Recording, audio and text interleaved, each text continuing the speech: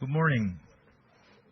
Hi, good morning, ladies and gentlemen. First of all, thank you for coming.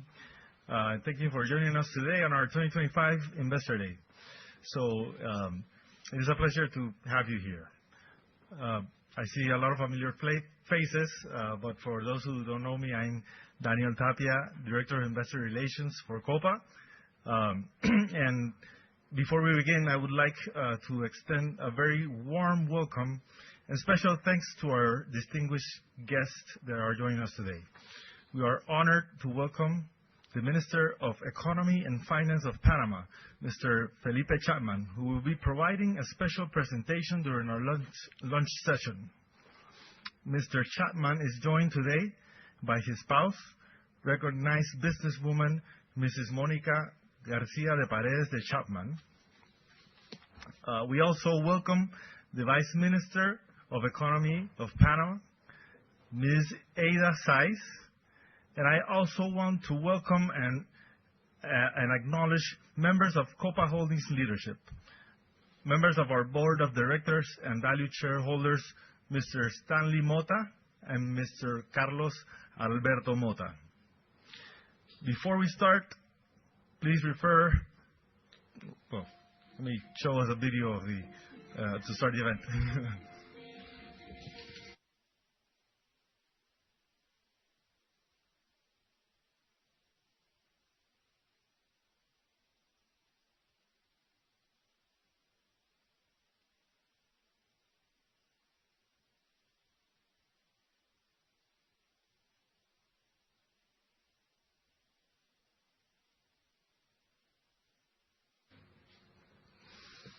So before we start, a quick reminder, please refer to our disclaimer on forward-looking statements, which are included at the beginning of our presentation.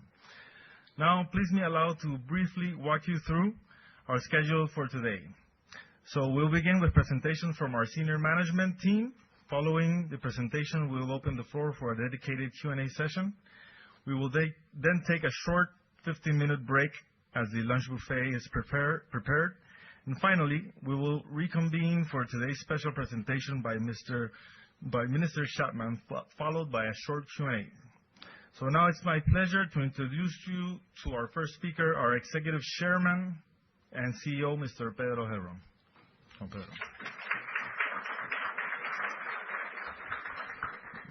Gracias. Thank you, Daniel, and welcome, everyone. We love videos in Copa, so you may get a few other videos. But since it's New York City, the videos are going to be like really short.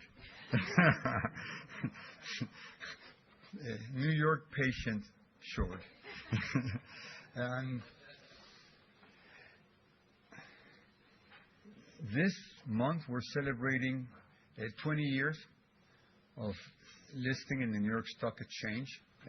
Time flies. Many of you were with us back then and were part of our first investor days and investor calls and road shows and all of that. And the most amazing thing after 20 years is actually that I'm still here. More seriously, we have changed for the better. And this is aviation. And one of you was telling me a few minutes before we started that it's not normal for aviation to have consistency over 20 years. And I must say that all the things we promised back then during that initial roadshow, we have been able to surpass. And we're, of course, very happy and proud of that. In terms of our fleet is three times larger than it was in 2005. Our revenues have increased sixfold versus back then. Our net income, much more important, is 10 times what it was in 2005. Even better, dividends are 34 times higher than back then, than 2005. And we have consistently produced double-digit margins during that period, with the exception of 2020, of course, the pandemic year. And and 2021, when we were coming out of the pandemic. But even in 2021, we had profits. So in the last 20 years, our only negative performance was in 2020, and except for 21, every other year, every other of those 18 years, we had double-digit operating margins. And this is 2019, and then the last 3 years, how we compare with our peers. The airlines, we don't compete with all of them, but some of the leading airlines, public airlines in the world, and as you can see, Copa is at the top of the chart in terms of operating margins. And what I was mentioning at the beginning, this is the 20 years since when we went public. And the lower margins, because the thing with this 20 years, and the thing with being in aviation, and the thing with being in Latin America is that there's always something happening. And it could have been H1N1. It could have been the economic crisis in 2008 and 2009, or the really tough period Latin America went through from 2015 to 2019. Those 5 years averaged like close to negative GDP growth in Latin America, plus currency devaluation and all the other economic factors that can happen in our region. Still, we had double-digit margins each one of those 5 years. And of course, by the end of 2019, we were back in shape, strong, facing a bright future, and then came 2020. But we did not waste that crisis, and we set out to come out of it stronger than before, and that's what we've shown the last 3 years, and we keep on working at it. During this presentation, you'll have the opportunity to hear from some of our key executives, and they'll go into more detail, and you'll be able to ask questions at the end. But I'll just give you a quick overview of our business model. This might be a little bit boring. We understand this because it hasn't changed in nearly maybe 30 years. So it hasn't changed, but we try to make it better every year, and that's our focus. As I tell employees in the company, the day it needs to change, we'll be ready to change, to adjust, and we talk about it every year. But as long as it's the right business model for us, we're just going to work to make it better. And it has 4 components. Geography, the best geographic position in Panama. Markets, serving markets that need a hub with low unit cost and a passenger-friendly product.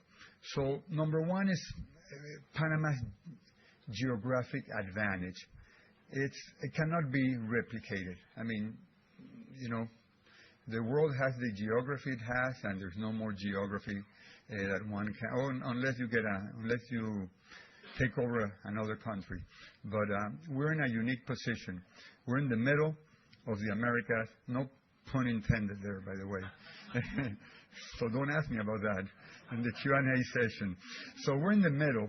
We're in a perfect position to connect South with North, with Central America, with the Caribbean.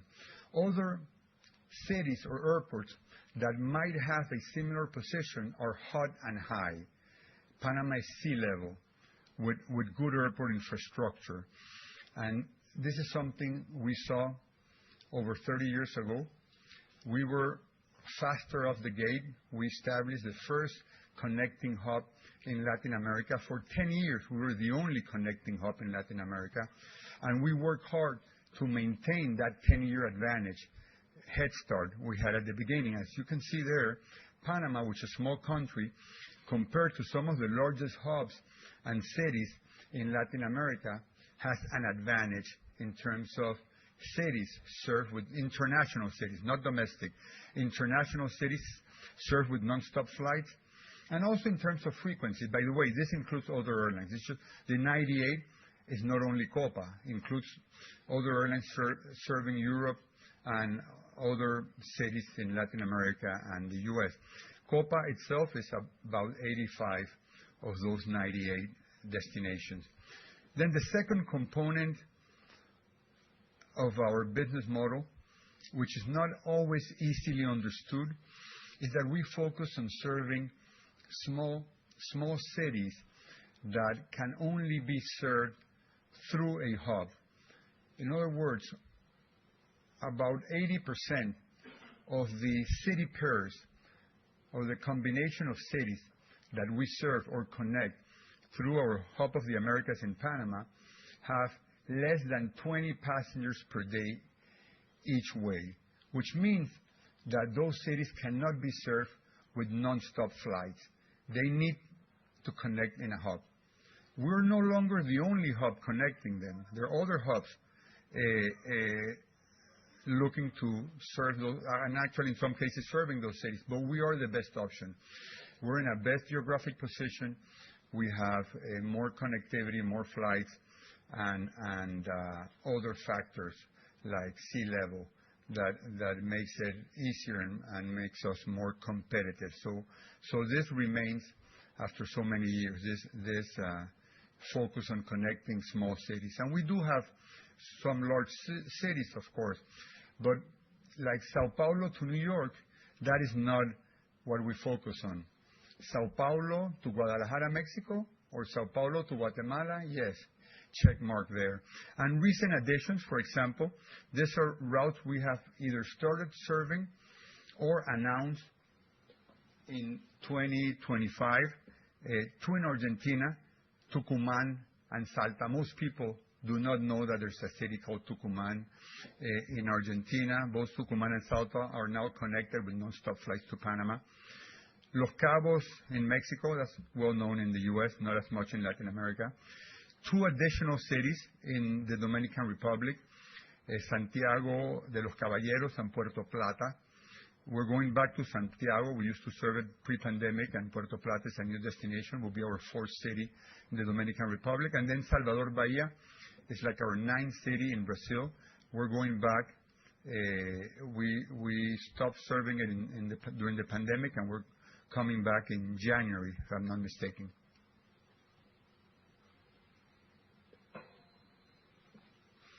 Our third pillar in our business model is our cost efficiency culture. If we had to summarize besides the network, besides building the network and making the network stronger every day, is there two things we're obsessed with in Copa, which affect everyone, because the network is a small team that spends time on the network. But something that everybody's involved with and we're obsessed about is on-time performance and cost efficiency. And that's in our DNA. And we can see here since I have my glasses somewhere. I should be wearing them. But we see since 2013, but if we go back, we could go back further, how we've been lowering our ex-fuel CASM. And even coming out of the pandemic, we're one of the very, very few airlines worldwide that has been able to lower its ex-fuel CASM.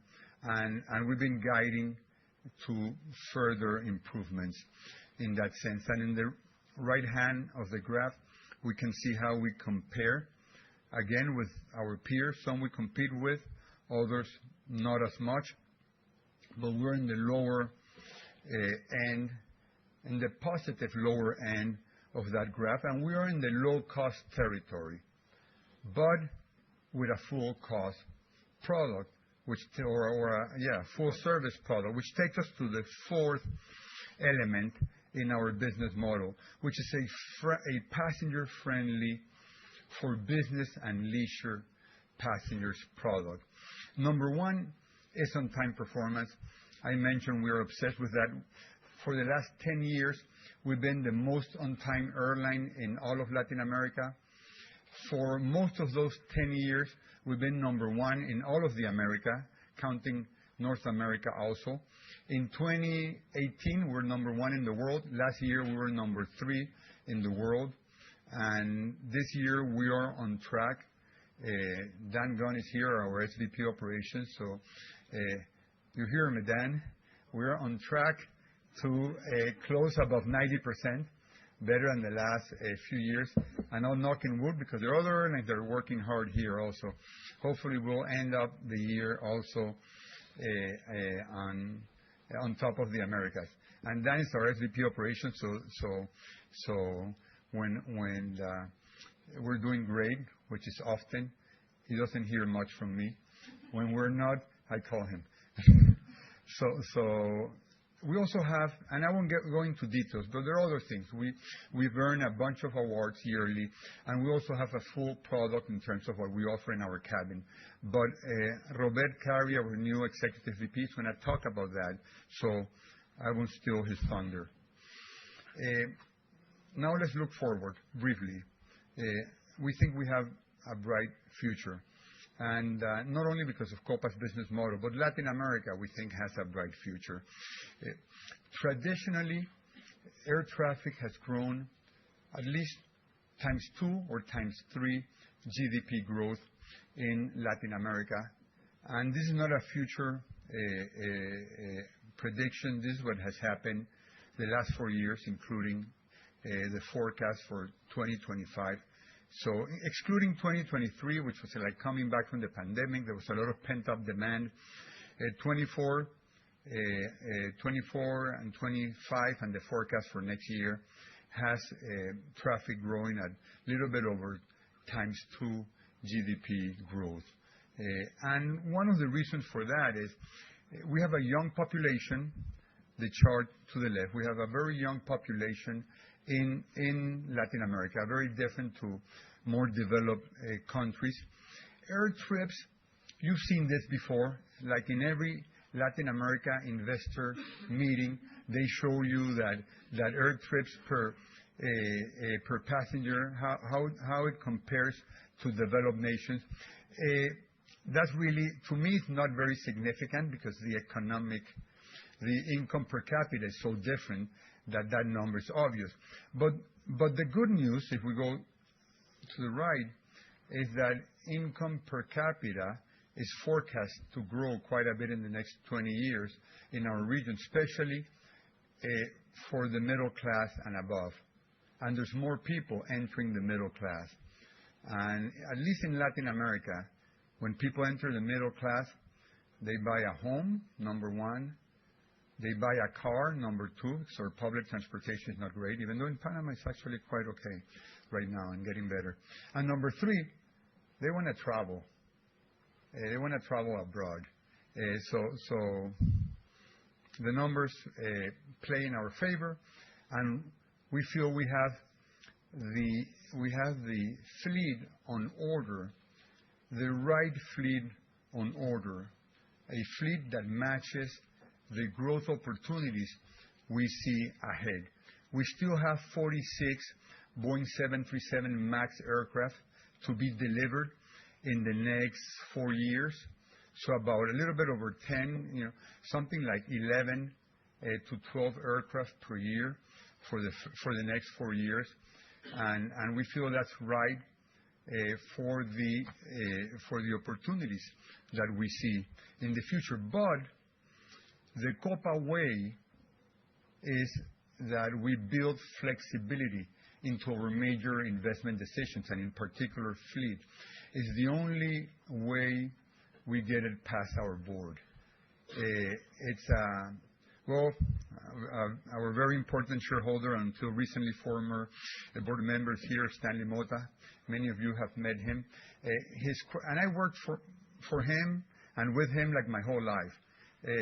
Like 2 jobs and my whole life with him. And he always asked one question, or many questions, but the first question is always, what if things go bad? How will we deal with the investment, or how would we adjust our plans? So if things go bad, we can take our CAGR, our ASM CAGR related to the fleet I just showed you, from 8.5% to 2.5%. And that's just by returning operating leases, we have sliding rights in our Boeing order, getting rid of our 737-700s, which we're still flying, 9 of them, only because there's enough demand. But the value of the engines is more than the engines and the airframe together. And we can park over 20-year aircraft or sell them. So we have easy ways of bringing down aircraft growth. And it is what we did in those 5 years between 2015 and 2019, and it's also what we did right after the pandemic, which we had to backtrack as fast as we could when we saw traffic coming back strong. So there's always a conservative plan B. We never jump without a parachute. And that's just Copa ADN, for good and for bad. To wrap it up, my part.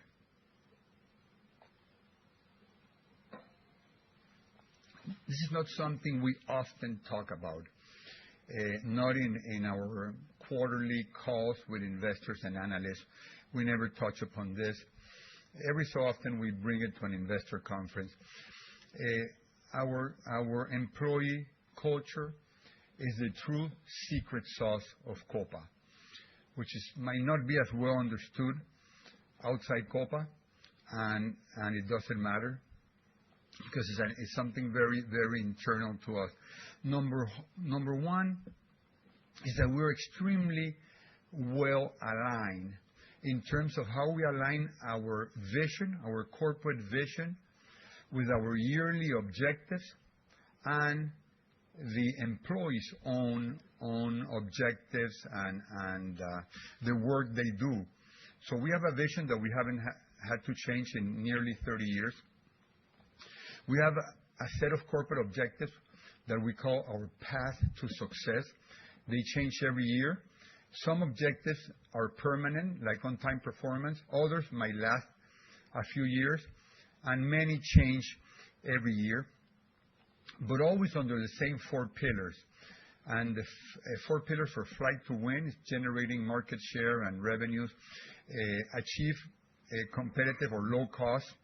Then there's one about the customer, strengthen our product. And then the 4th one is working as a team, is the human side. So the work we do to make our vision objectives very visible with our employees, it's based on constant communication, including quarterly town hall meetings, where I go personally with other executives to every department. It's 12 town hall meetings in 2 days. And then there's also the ability to connect remotely. And that results, we're sharing with you numbers from our annual climate and organizational survey with our employees. And I'll highlight 2 questions. One is, I understand my impact and my team's impact in our corporate objectives. The RAE is the Spanish for Fruta al Éxito, which is the path to success. So 91% of our employees understand our objectives and how they and their teams can impact our objectives. This is 91% counting ramp workers, baggage handlers, flight attendants, mechanics, pilots, office workers, everyone. They understand our objectives and how they can influence the achievement of our objectives. And then I'll also highlight the 4th one is, in my department, we understand how we impact our customers. 89% of our, again, baggage handlers, customer-facing handlers, agents, office people, 89% understand how their work impacts our customer.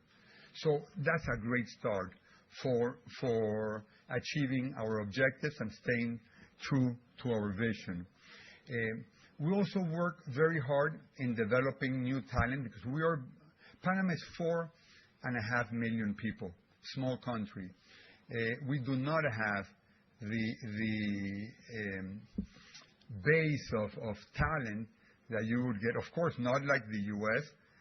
Or even Brazil, Mexico, even Colombia is 10 times our size. So we have to work a little bit harder to develop talent. We have our own pilot school, an ab initio school. We have, and that one is subsidized by Copa. High standards, started together with Florida Tech, Florida International Institute. High standards, but totally subsidized by Copa. The students pay, but they pay mostly for the instructors and the flight hours. And we subsidize pretty much the rest. Our mechanic school, it's actually free for the student, and we actually pay them to study, so they don't have to quit because these are talented students coming out of public schools.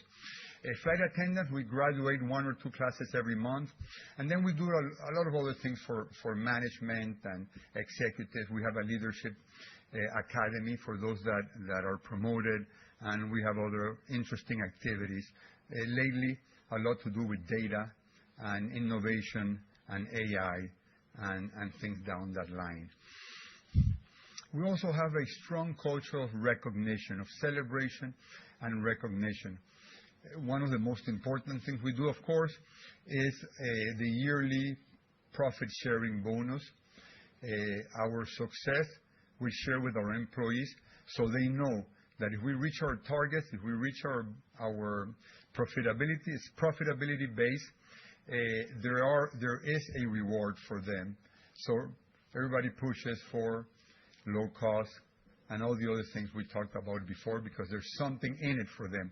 We also have a monthly incentive for operational employees based on KPIs.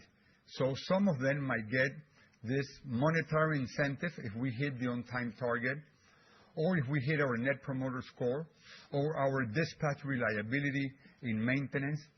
Pilots even have communications with passengers when there's an IROP and things like that.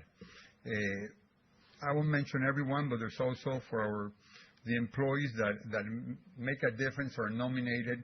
I have a lunch with them every quarter, and we raffle I don't know what to call it, tickets or the right to go. Every new airplane we get from Boeing, we take a group of employees with their plus ones. So we do that raffle during those lunches. And then all the other awards we celebrate, Skytrax, Cirium on time, and all of that. And we're always striving to be one of the best places to work. And this shows our turnover. Copa turnover last year was just 4.5%. For executive and managers, our turnover was only 3.7%. And the picture shows some of the other things we do, like the employees in Seattle receiving a new plane. A lot of them. It's not just a few. It's a big group. And I'll also highlight the activity on the upper right corner. We actually have health clinics for our employees, so they don't have to go stand in line for the whole day at a social security clinic. It's great for them, and it's also good for us because we gain productivity. They don't have to lose the whole day, so it's a win-win and highly appreciated. So in summary, I should allow the others to share even more interesting information, hopefully. But 20 years delivering value to our shareholders, still a simple and well-focused business plan. I should never say never, but there haven't been any surprises in all the meetings we've had because it's just the same, but hopefully better. A very strong corporate culture that I just shared with you, and this expectation that travel demand will remain strong in Latin America for the coming years, and we should be prepared to take advantage of it. So with that, we have Robert Carey, our Executive VP.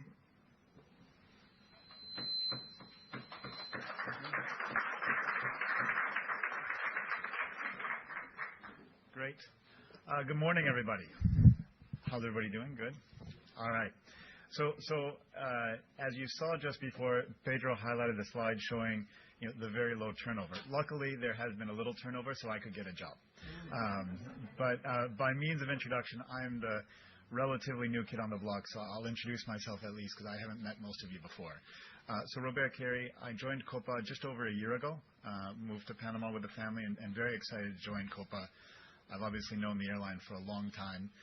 Prior to Copa, I was 3 years with Wizz Air in Europe as the president of Wizz Air. Before that, 4 years at EasyJet. Also spent 3 years at Delta, and then I was also 11 years in McKinsey as a consultant, working with about 25 airlines all over the world in 11 years. So I've, you might say, a bit of a passion for the space. My job here at Copa, because again, that's also been a question I've gotten quite a bit. I oversee commercial operations, Wingo, and cargo. So what I thought I'd do today, I'm going to take you through the commercial elements. Pedro highlighted quite a bit of kind of the overview of the key points. But to keep it interesting, Pedro said we love videos in Copa. I thought rather than me droning on first, let me show you a video. And I think this video will show you a lot of the elements that I think are really unique in what we bring that give us such a revenue advantage. Sientes que volar ha perdido su encanto. Elige Copa Airlines.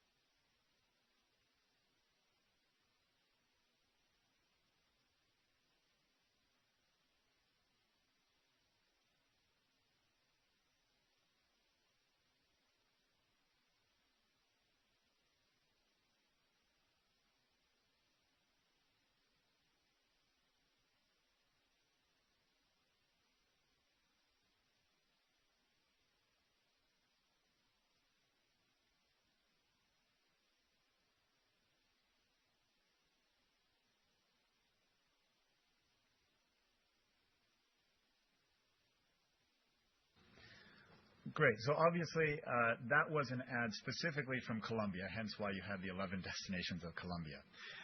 But I think what it highlighted in there, and just to, what we'll talk through a little bit is, as you heard Pedro point out, we have a leading network, connecting many other points that no other airline is able to connect. Our product is region leading in what we bring with business class every flight, a very, very generous economy class product, a hub that works very well and is simple and seamless for the passenger, a frequent flyer program, et cetera. And so we'll go through all those elements as we go through. But I thought that was a pretty good overview to start with.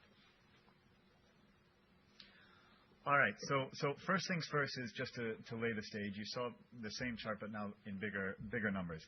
So this goes to show you where our revenue position is today. And as you can see, our PRASM today is equal roughly to LATAM.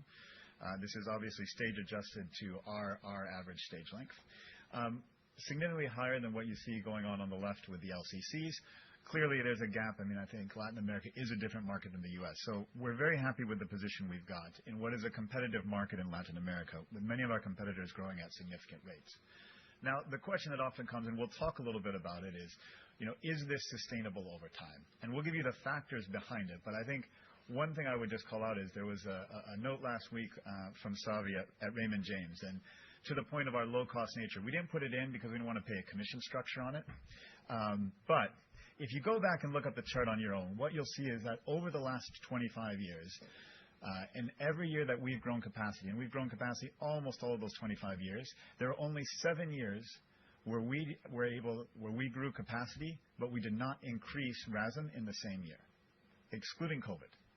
So we'll keep it aside. But I mean, that's a pretty impressive stat that you don't see often around the world, is the ability to deliver both capacity growth and at the same time unit revenue improvement. And so we think that puts us on a very unique plane. And let's talk a little bit about how we're able to achieve that. And it kind of comes, it's four strengths that sit at the core of what we do. And we'll go through each of these now. One is around the network. Copa today, we have a leading network. We still have a lot of growth of what to go do. I'll talk through in more detail what drives that network and why we're able to create that unique network. 2 is the product. Three, we'll talk about as well as the direct customer relationship. And going to that, we've talked a lot about in the last 2-3 years our distribution strategy and how direct we've gone and the cost benefits we've achieved. But it has an equally important benefit on the customer side in that we've now managed to bring most of those customers to have a direct relationship with us, which offers unique advantages. And then fourth, we still see a lot of opportunities of where we can grow unit revenue and new opportunities to extract additional value from the customer. Okay, so going into our network. Pedro already highlighted the 7 new markets we've added in the last year. But I think those 7 new markets really show the power of what the hub brings. And so I won't go through all of them again. But I think let me walk through an example of one, which was San Diego, which we launched in June. I figured most everybody here will know San Diego pretty well. Obviously, a top 10 U.S. market. It's in the top 40 airports of the U.S.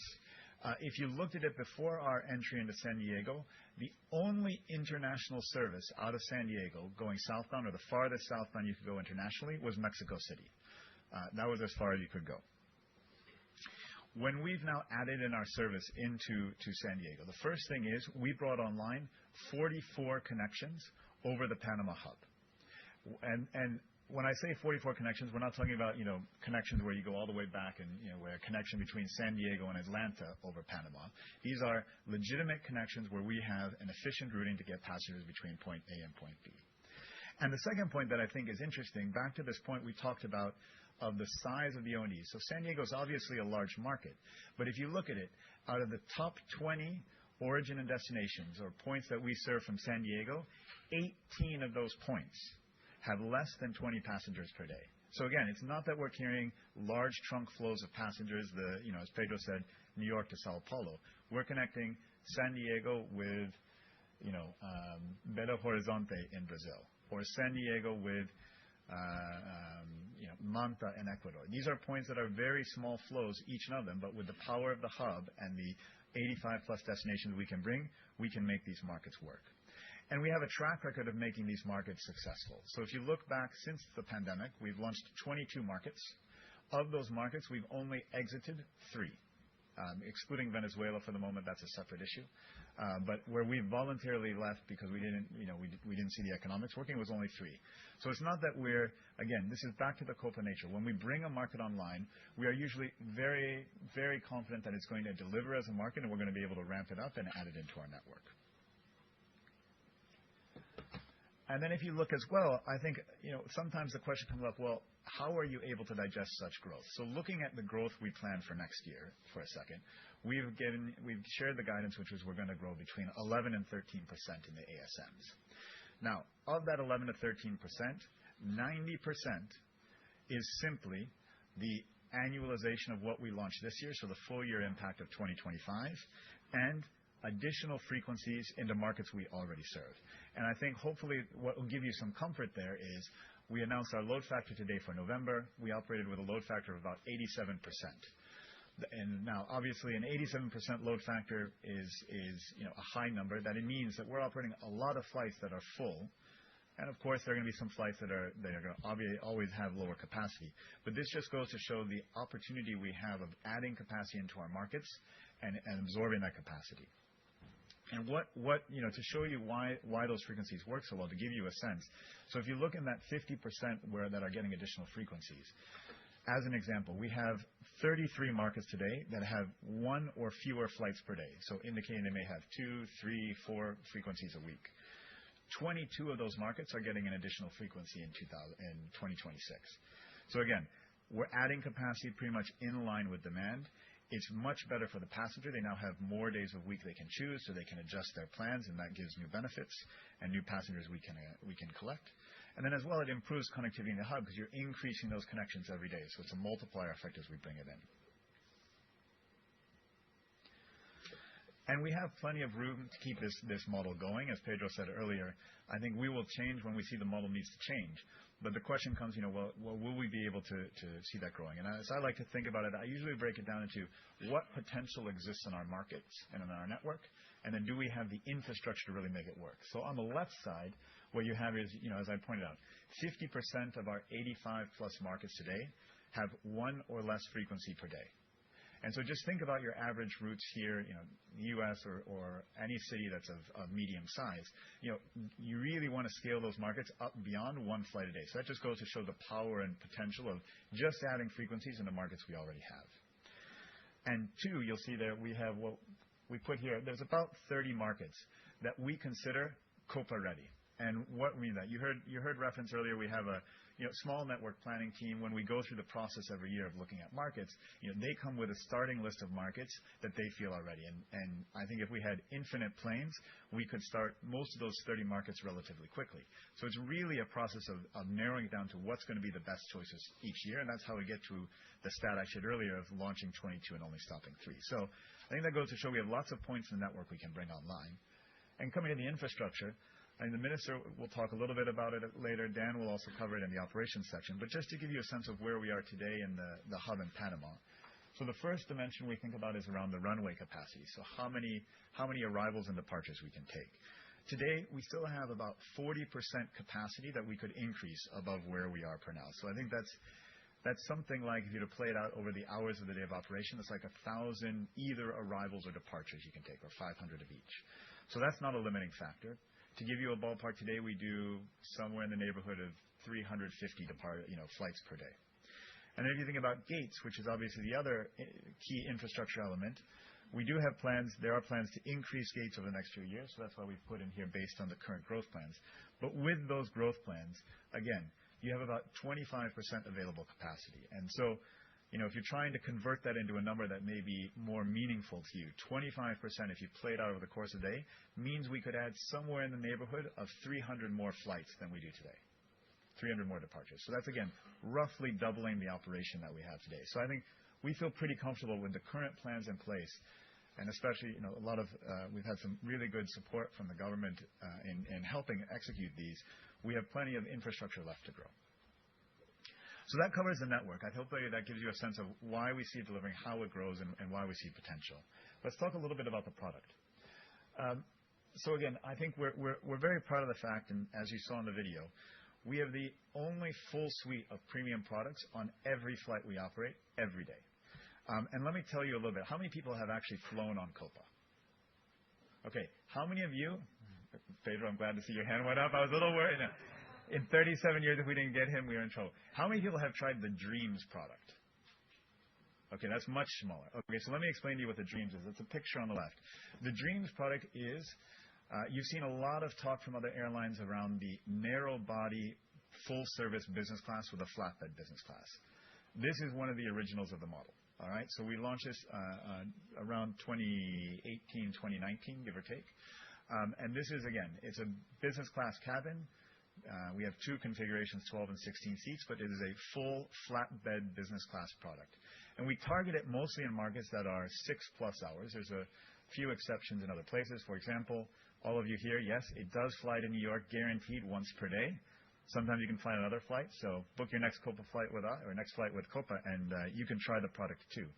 And really, again, this is a product designed to bring on those long flights where we know we have passenger demand, and where many other airlines might fly a wide body, we're coming in with a competitive business class product.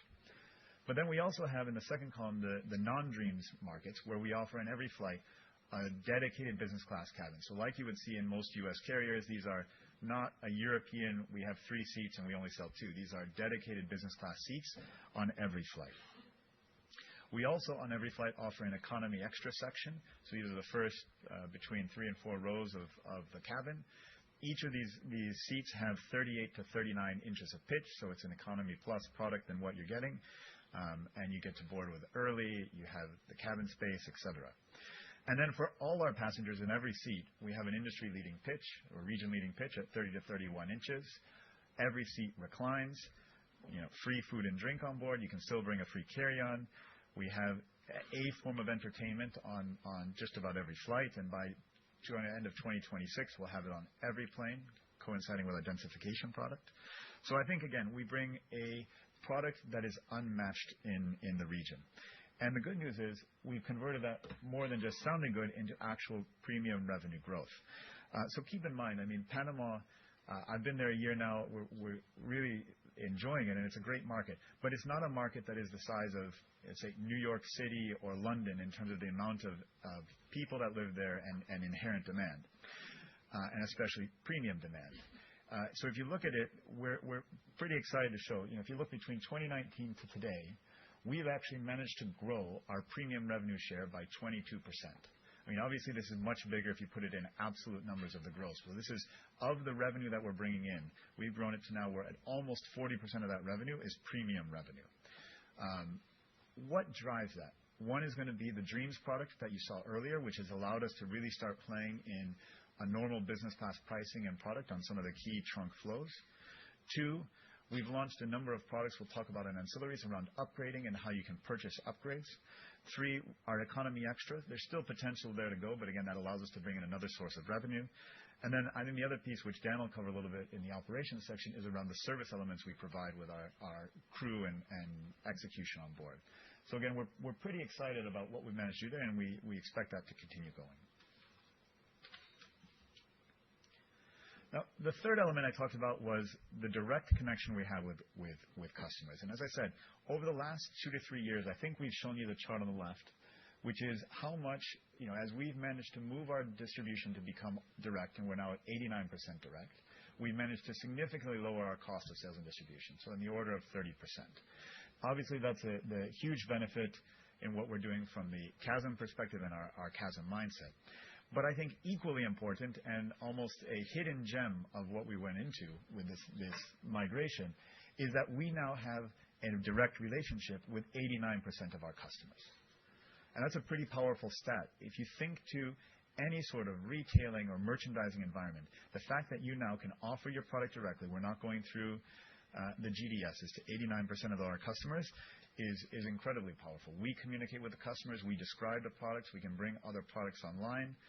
We can market directly to them. And so, again, at the end of the day, we own that relationship with them, and we can grow that relationship over time.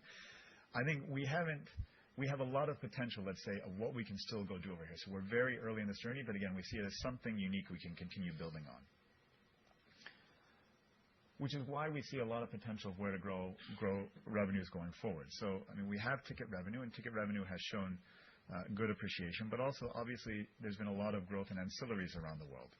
So Copa is no exception. Over the last 6 years, we've managed to increase ancillaries at a 34% CAGR. To put it in perspective, that's compared to ASM CAGR of 4%. All right? So quite a bit of gap.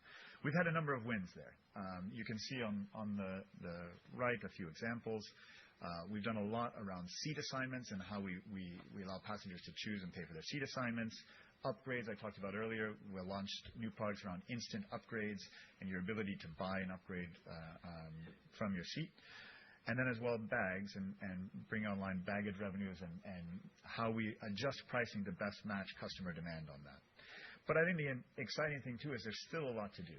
If you were to look, you can look at any one of the industry sources and compare our ancillary revenues today versus U.S. carriers or even European carriers. We sit at roughly about half the percentage. Now, again, we don't have the loyalty program that other airlines do, so a lot of that exists there. But that just goes to show you how much upside there is. And to give you a sense, I mean, what we see as things in the pipeline, we still have a lot of work to do around merchandising and how we present things to the customers, how we do A/B testing. Two, if you think about fare families and fare bundles, today we have 3 to 4 relatively static products that we bring to the market in fare families. We want to create new bundles and better customize those bundles to the markets we fly to, which we don't do yet. We also have opportunity to expand our fare families. And then as well, a lot of additional work we can do around the algorithms we use to price and bring products to market. Another area of growth has been Connect Miles. I think most of you know the history here, but as of 10 years ago, we didn't have a frequent flyer program. We were part of Mileage Plus with United, which was a vestige back to OnePass with Continental. We created our program back in 2015. We just celebrated our 10-year anniversary this year, and it's pretty impressive if you look at the statistics. Over the last 10 years, we've grown from nothing to 5.1 million members in the program. That's a CAGR of about 30%. And then as well, so that's creating the loyal relationship and a direct relationship with the customers.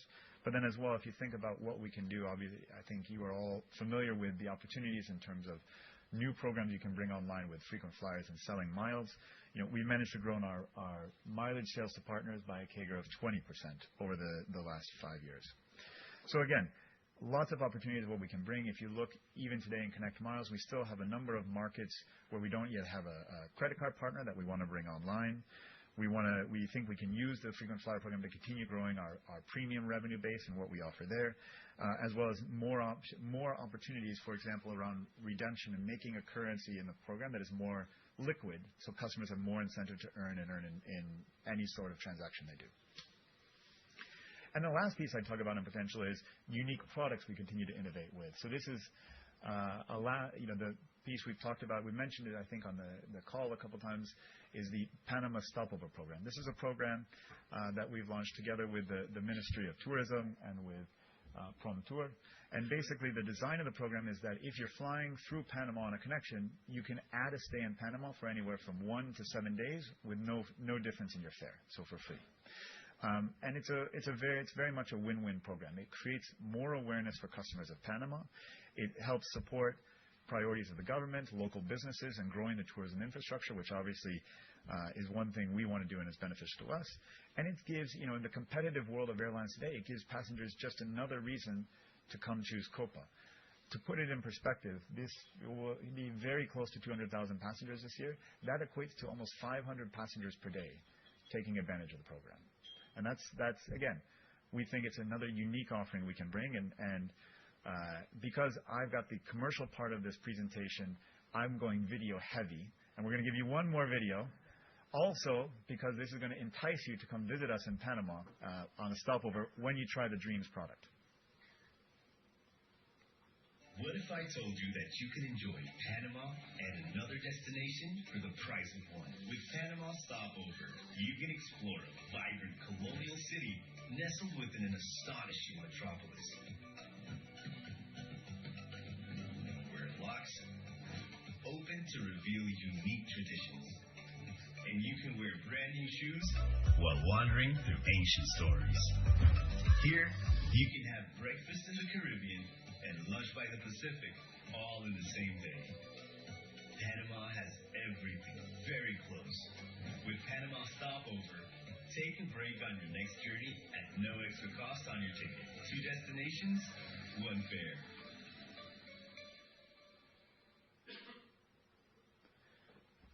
Great. This also is how my family and I have created a to-do list of what to do in Panama. So, look, in summary on this section before I hand it over to Dan, hopefully the points are fairly clear to you on why we think we have a very compelling revenue story with our model.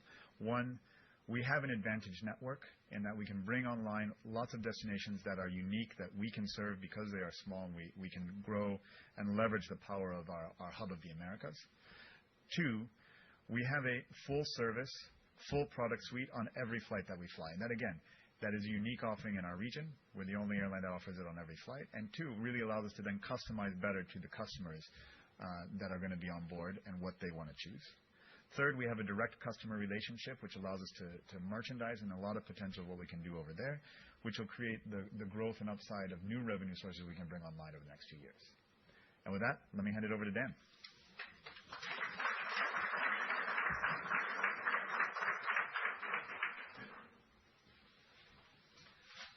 Thanks, Robert, and good morning, afternoon. I'm not sure what it is. I think it's right at afternoon to you all. Good to see some old friends. Not that you're old. Friends from a long time ago and some new faces. It's amazing. It's been 20 years, and I'm seeing some people that have covered us or been with us actually in the IPO right from the beginning. So welcome, and thanks for spending a little piece of your day with us. Sabi asked me at the beginning, what's new? The good news is not much. We're still killing it. And we plan to keep killing it. So that's the baseline. If you want to go to sleep now, if you already know the story, you can. First of all, we have a consistent history of really, really solid operational performance. Year after year after year, we put up great numbers. We'll talk about that briefly. We keep getting recognized for our service, but it's never enough. One of our values in Copa is continuous improvement. So we're continuously trying to innovate and figure out better ways to serve our customers at reasonable expense, at reasonable cost, because the other part of the model, as Pedro has mentioned several times already, is always working on driving efficiencies. We talk a lot about CASM ex-fuel. I'm going to briefly touch on some of the things we've been doing with fuel. There's a lot more to do with fuel. Fuel is really expensive. It doesn't seem to be going away anytime soon. Hydrogen isn't real yet. Electric doesn't fly very far. So we are always trying to figure out ways to be even more efficient using fuel on our aircraft. And then finally, as was already alluded to, we really think we're well set for future growth as well, both with the infrastructure and the growth of Panama itself, and also some of the things we can control internally, especially in the area of maintenance, which is a real challenge for most airlines right now. So 3 graphs on the slide here that show some very key operational metrics for airlines. First of all, on-time performance. As Pedro mentioned, we're well set to finish the year above 90% arrival performance. I don't believe he'll stop calling me until we get to above 100, but we're working on that. So I'm working on it, Pedro. We're going for 101 next year, okay? No, we'll end above 90. We're really well set to do that this year. It's been a good year. Completion factor, the percentage of flights we don't cancel, also in the top probably 10% of airlines worldwide, maybe 5%. Customers can rely on the mission getting completed when they book a Copa ticket.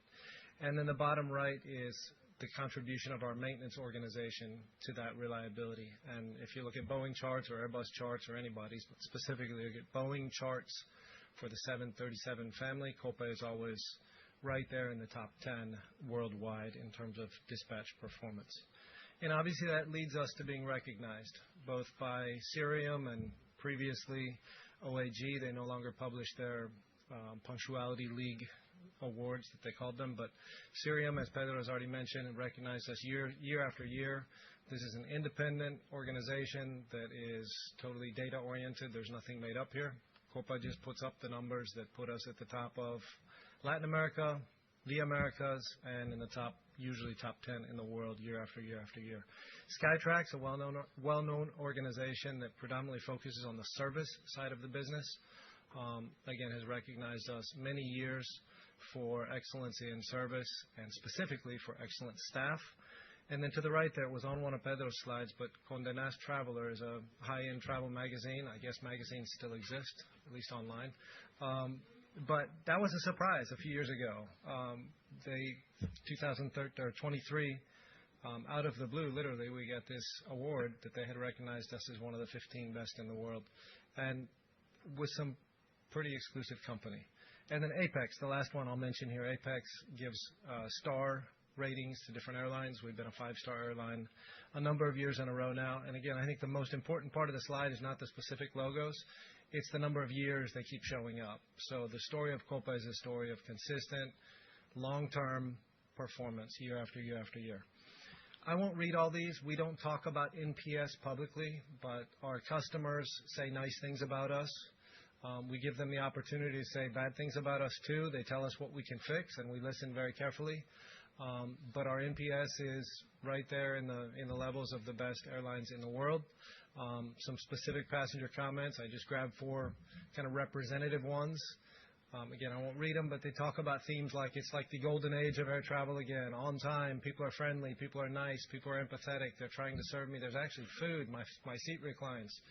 So we've already touched on some of those points, but people are really the bottom line of the story. It's people serving people, and that's what Copa does, I think, really well every day. To Savi's question, this is not 100% new, but we are continually trying to evolve, always with an eye on cost. So our drive is always to be the most efficient we can possibly be, producing the product we think our customers want from us. And specifically in the area of digital tools, we've brought more and more in-house.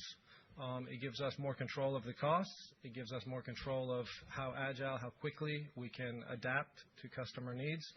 And we've rolled out some neat new things. None of these are earth-shaking and the first one in the world to do it, but they're all things customers really need and want to make their travel experience more effective. So things like pushing upstream, pushing out of the airport, more transactions, being able to scan your passport before you get to the airport. So when you get to the airport, you go straight to your gate, you're already validated, and you don't have to see anybody.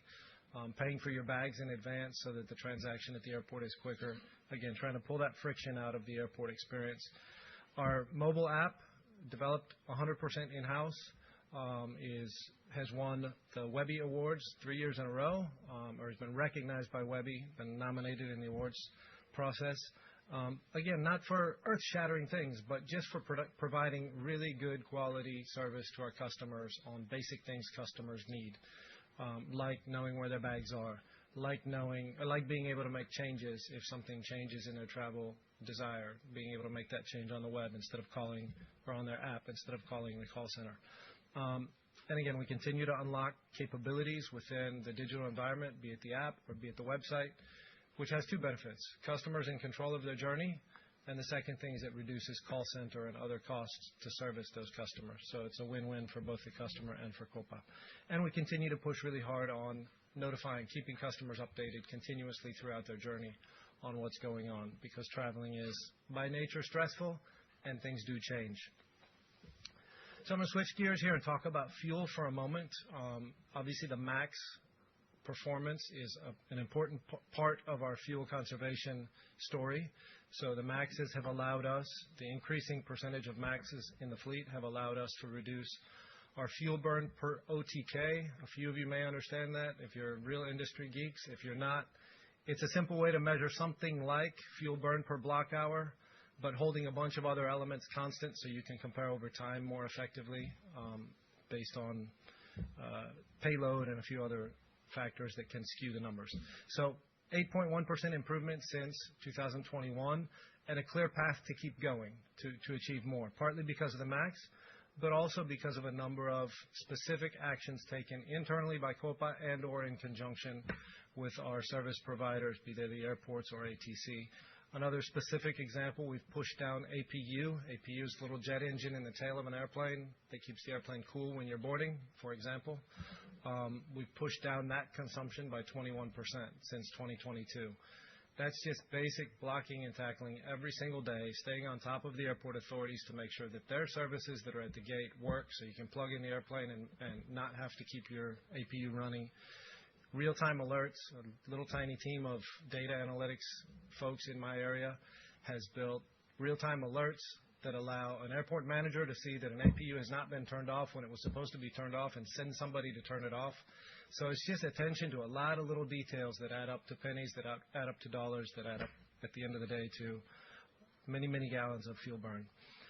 The third bullet there, really, really solid work over the last 1 year plus with the leadership of air traffic control in Panama and with the airport and with Copa, the three parts working together on increasing efficiency in the air traffic management of Panama. There's also a process going on right now. There's a public bid out right now for a complete redesign of the airspace of Panama, which will push this even further. And that hard work, a lot of hard work, monthly meetings, and a lot of detailed work has driven down taxi out times by 6.9% in the hub. And that's just waste. Taxi out is pure waste. So it's pulled that down. That's fuel burn. That's time for our customers. That's savings from every angle. And has also reduced by about 5.3% the track miles, the distance spent inside of the airspace of Panama, kind of getting through that last 40 miles to the airport. And just visually, for the non-pilots, non-aviation geeks in the room, visually on the right-hand side of the screen, what you see is a year and a half ago, what the average arrival into Panama, flying in from the north, looping around to the south, and then landing towards the north at Tocumen, what it looked like before and what it looks like now. And you can see that the amount of time that little green line spends in the air is significantly reduced. Again, that's fuel burn, that's CO2, that's efficiency, and also it's less variability than there was in the past, which allows our on-time performance to be more solid. And we're never standing still. We're fiddling with testing, I guess is a nice way to say it, a bunch of new things. We're bolting on some finlets on the 5 airplanes, and we'll be testing those starting early next year. They promise a pretty interesting fuel burn reduction on 737 NG aircraft. We'll see how it goes. If it goes well, we'll add them to the rest of the aircraft. Also looking at a fuel analytics tool. We do a lot of fuel analytics in-house today. Looking to take that to the next level, and we have a test starting early next year. And also a couple of other technologies in the cockpit that will allow our pilots to be more efficient on specific flight paths altitudes. Just a couple of quick examples of how we're using data and analytics. One is very hidden behind the scenes in-house development. It's called Tango or Opt. Tango is what we call drivers on the ramp in Panama. So these are the guys that drive the little tractors that make sure that your bags get either to bag claim or to the airplane if you're connecting. There's a lot of logistics that go into that, as you can imagine. And historically, it's been a very static process. So now using real-time feeds, knowing how many passengers, how many bags on each plane, where they're all going, and knowing the specific arrival and departure times of each of those planes, which all of that changes over time during the day, using an internally developed model, we're able to be more efficient, assigning drivers, actually saved a few drivers, be much more efficient, ensuring that we get bags to the right place at the right time so they make their connecting flight and don't cause a delay. And that has led us ultimately to saving about 5% or about a 5% improvement in missed bags, which missed bags, apart from the economic impact of having to then get the bag to the customer, it's a disservice to our customer. So again, just another example of all the little things we do day in, day out that as customers you may never see that are going on behind the scenes and every day now, more driven by data and analytics to make the experience more reliable and more effective. And then Connection Saver is a vendor product. It's a vendor tool that, without going into all the details, allows us real time to see what's going on with every single flight, what passengers are in jeopardy of misconnecting. Panama lives on connections. The hub lives on connections. Roughly 80% of our traffic is coming to Panama to connect or to enjoy stopover now and growing. But we don't want them to have an unintentional stopover. We want them to make their connection and get to their final destination as purchased. So Connection Saver allows us real time to see who's in jeopardy and to make better decisions on hold or not hold the connecting flight based on what's going to happen, what the downline effect of holding or not holding that flight is. In the example to the right, there's going to be a 13-minute misconnect. If we hold a flight 13 minutes based on being able to see real time the flight plan for the connecting flight that's going to fly a little faster because it's got a tailwind today, and knowing how long that airplane has to flip in the station, and knowing there's 5 to 10 minutes more than it actually needs to flip in that station, I know I can hold this connecting flight 13 minutes and not affect the 160 passengers that are on the inbound back into Panama with that same airplane later. So it just allows us to pull a lot of data together and make a decision any human being could make if you only had one airplane. But once you have a certain amount of airplanes, it's just too much to try to figure it out on the fly with real-time data. So a lot of really cool stuff going on there. Tocumen, we're going to hear a little further at the end of the day here of the ministers talking about Panama and about Tocumen specifically. We're doing really well with Tocumen right now. There's a lot of good stuff going on in Tocumen. The airport is being well managed right now. There's a lot of important maintenance projects going on. There are growth plans that are real, that are being put in place. Terminal 2 opened in 2022. That brought 20 new gates online. We currently have 53 contact positions and 12 remote positions. So a total of 65 places to park airplanes in the peak moments of the day. Again, really important projects going on, a complete resurfacing and lifetime extension of both runways in Panama is a real project that is already bid out and has been given to a vendor and will begin early next year. That will extend the life of those runways, and also as part of that project will allow us some additional high-speed exits, which again increase capacity in the existing 2-runway infrastructure. And also there are some specific apron infrastructure projects that will allow more agile ground movements and therefore better use of the 2 runways that already exist. Runways are really expensive. Panama will need a 3rd runway. But the longer we can defer that need, the more, one, we can prepare for it well, and secondly, the more cost efficiently we, as a country, can run the airport. There's a 10-gate expansion that's being discussed and hopefully will be bid next year. The plan is to bid it next year.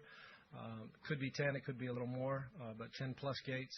And that will take us through about 3 years of construction to having at least 75 positions on the airport. Could be more again. And there's also plenty of space. The other thing we don't talk about here, but it's super important, the Panama airport is not landlocked. Unlike the vast majority of airports in the world, it doesn't have a bunch of houses all around it. There's a place for the airport to grow, and that's super critical and super important. And then airside and terminal enhancements, the ones I've just mentioned, the gate expansion, et cetera, and a future gate expansion as well.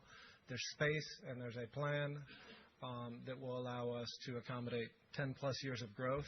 And we think at that point, then the third runway will become necessary and a bunch more bigger infrastructure. And we have a really effective, as I mentioned at the beginning, a really effective working relationship right now with the Tucumán management team, the AAC, our version of the FAA, our Civil Aviation Authority team, and Copa. A lot of coordination on the growth plans and what needs to happen when, so that we are not spending money on infrastructure before it's needed, but at the same time making sure we keep up with the growth. And then the last, I guess, future-looking comment here. It's past-looking, but it's also future-looking. A lot of airlines are very concerned, as they well should be, about maintenance costs. Maintenance is a huge expense item for airlines. It's an expense item that's difficult to control. Post-pandemic, the big vendors, the big OEMs, they call them, have raised cost significantly. They're struggling themselves with supply chain issues, et cetera, still. So we feel like we're very well set to grow with at least cost stability. So Copa, as we've talked about in prior years, and I think a number of you have actually been to see our hangar in Panama, invested in our own hangar capacity a few years back. We are currently pretty much full on the 3 heavy check lines that we built. Picture doesn't show it. Usually that hangar has 3+ airplanes in it. But we did this year, we're still this year, 26 C checks. That's about 74% of our heavy checks this year. The rest went out. And when we send them out, they cost a little bit more, but it doesn't make sense for us to build to the peak. So we're now to the point where we have a plan to add 3 more bays, a paint hangar, and then obviously all of the supporting shops on a ROI basis. If the economics make sense, we'll do it inside. If it doesn't make sense, we'll send it outside. To grow that whole facility and all of the supporting shops further. And then finally, as I mentioned, the long-term sustainability of maintenance costs, especially with the OEMs, is really important. The LEAP engine from CFM that powers our MAX fleet is 100% under long-term power-by-the-hour contracts. That's really, really important. There's a lot of carriers today that don't have long-term stability on those costs. And it's a high-risk item. And then a number of other kind of expensive and critical components, APUs, other key components on the airplanes. We have both economic guarantees, but we also have reliability guarantees in terms of time at the shop and getting them back to us.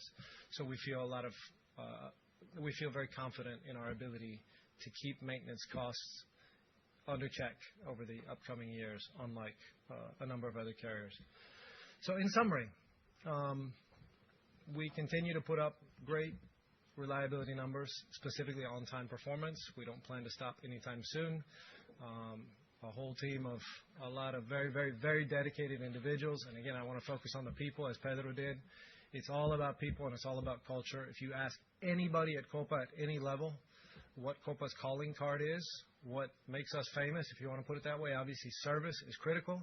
But they will say on-time performance, because it doesn't matter how much you serve your customer if you're not reliable, if they don't know they're going to get where they need to be for their child's event, their business meeting, their whatever, they're not flying Copa. So we're going to keep putting up great numbers there, and it's been a really good year, and on top of 20 years of really good years. So we'll keep going there. Customer preference, I think we're doing some very interesting and good things, as Robert described, to continue to evolve the product, to make sure that we are an airline people want to fly. It's not just the network, it's also the product and the service they get on board. We don't rest. We are relentless about not necessarily revolutionizing everything, but continuous improvement. We're always looking for a way to squeeze 1 more hundredth of a decimal out of cost and or to squeeze 1 more half a point of NPS into the equation by just doing things a little bit better every day, smarter, more data, more analytics, and frankly, getting everybody very focused on the mission so they know what we're trying to accomplish. And then finally, we really believe we're well set to continue growing, both from the standpoint of the infrastructure of Panama, ATC in Panama, the airport itself, and also we feel confident that our maintenance infrastructure and our maintenance contracts give us a solid platform to grow with reduced risk compared to a lot of the folks in the world who maybe have not locked down some of those costs as well as us. And with that, I'll pass it to Peter Donkersloot.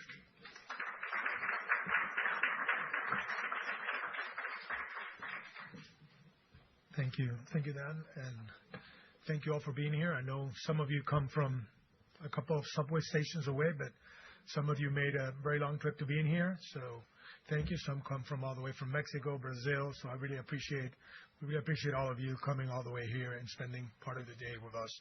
So thank you very much. For those of you who don't know me, my name is Peter Donkersloot. I'm the CFO of the company since March, and I'll guide you to our financial overviews and some targets for us to see today. The team has talked a little bit about our formula. Some of them might refer to as a boring formula, doing the same thing we've done over and over, little new things. That is us. And you're going to see the same thing in our financial section. More boring, same as always, consistency, focus. We've all touched the same words: focus, consistency, continuous improvement. And you're also going to see it here in the financial section. So I'm going to guide you to a little bit about how that formula has translated into great financial results and what is the back end or the backbone of that formula from the financial section. So Pedro talked about our EPS and how it has grown. It has grown since we've been public in 2005 at a CAGR of 11.4%. That is a very amazing story. And remember, we're an airline. So that makes it even more amazing. And it's been backed by the cash from operating activities, which has also grown 11.8% CAGR during this time. And this is a 20-year track record of industry-leading reports. But we don't do that with a couple of good years. It's been consistently delivering high-end results from the financial perspective. And the same formula has translated again into great operational performance. Great passenger experience performance has also translated into great financial performance, as you can see here. And what is the backbone of that from the financial perspective? We've been focusing on delivering operational excellence at the lowest cost possible. We've been focusing on maintaining a robust balance sheet and a discipline in shareholder-focused capital allocation. I'm going to go by each one of these. And to start with the first one, delivering operational excellence at the lowest cost. And we chose these words carefully. We're going to the lowest cost everywhere possible. We're going to make sure that the product we choose to deliver, we deliver at the best cost we can. And then once we reach there, we continue improving that. And that is our first part of the financial backbone, which is a permanent focus on cost efficiencies and continuous improvement. And yes, this is how we see it from 2013, the 6.7, the same graph that Pedro showed, and how it has been coming down to 5.8 in 2024. We expect the same 5.8 this year is what we're guiding for. And we did a guidance for 2026 to be in the neighborhood between 5.7 and 5.8. We did say last Investor Day a set of initiatives that are going to drive us to the 5.8. You see it there, the fleet simplification, the diversification that is halfway through, the new distribution strategy, and the overhead cost and discipline. Those are a lot of top-down initiatives. But this cost has been driven by also a culture that Pedro and Dan referred to that is always looking for continuous improvement in our cost structure. These are top-down, as I say. But one of the things I like most is when we see bottom-up cost initiatives. When somebody in Dan teams comes up and says, hey, we can save some $100,000 here in reduction of food waste if we use this better data to reduce this. And then somebody in the fuel team comes and says, hey, there's an opportunity here to do this and reduce another $500,000.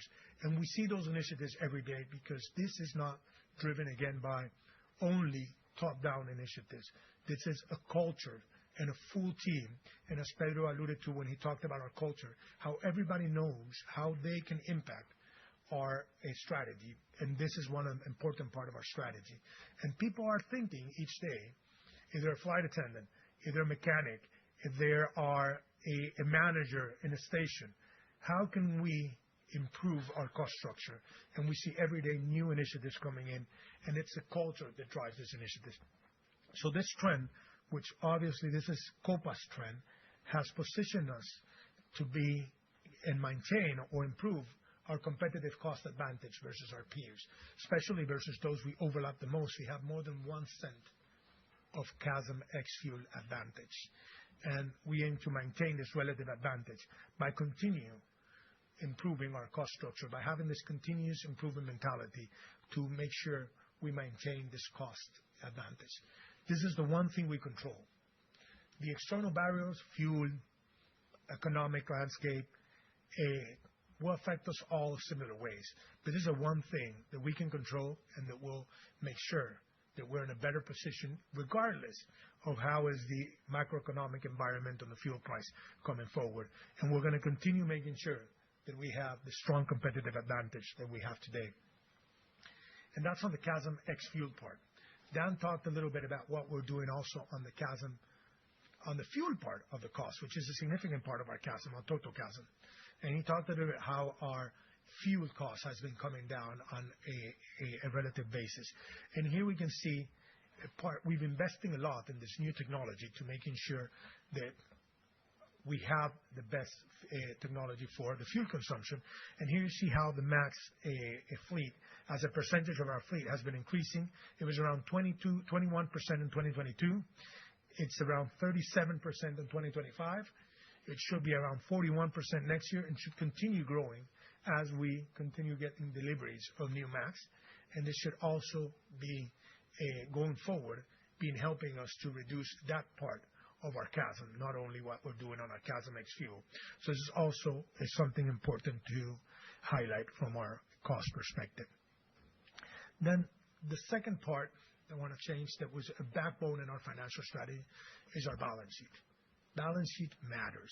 It matters a lot, and it matters much more if you're in an airline. The P&L, to use an analogy, will be like the engines. It can tell you how fast can you go, but the balance sheet will be the airframe, and it can tell you how far can you go. And in Copa, this month, we're talking about 20 years. We want to make sure we go 20, 40, 60 more years. So our balance sheet is something very important for us and something we take with great seriousness. And we position that balance sheet with strong liquidity. We've been working about $1.4, $1.3 billion in cash. Last quarter, we ended at $1.3 billion. That's around 38% of last 12-month revenues. Very good liquidity levels. We also have, on top of that, around $150 million of available unsecured and unused credit lines.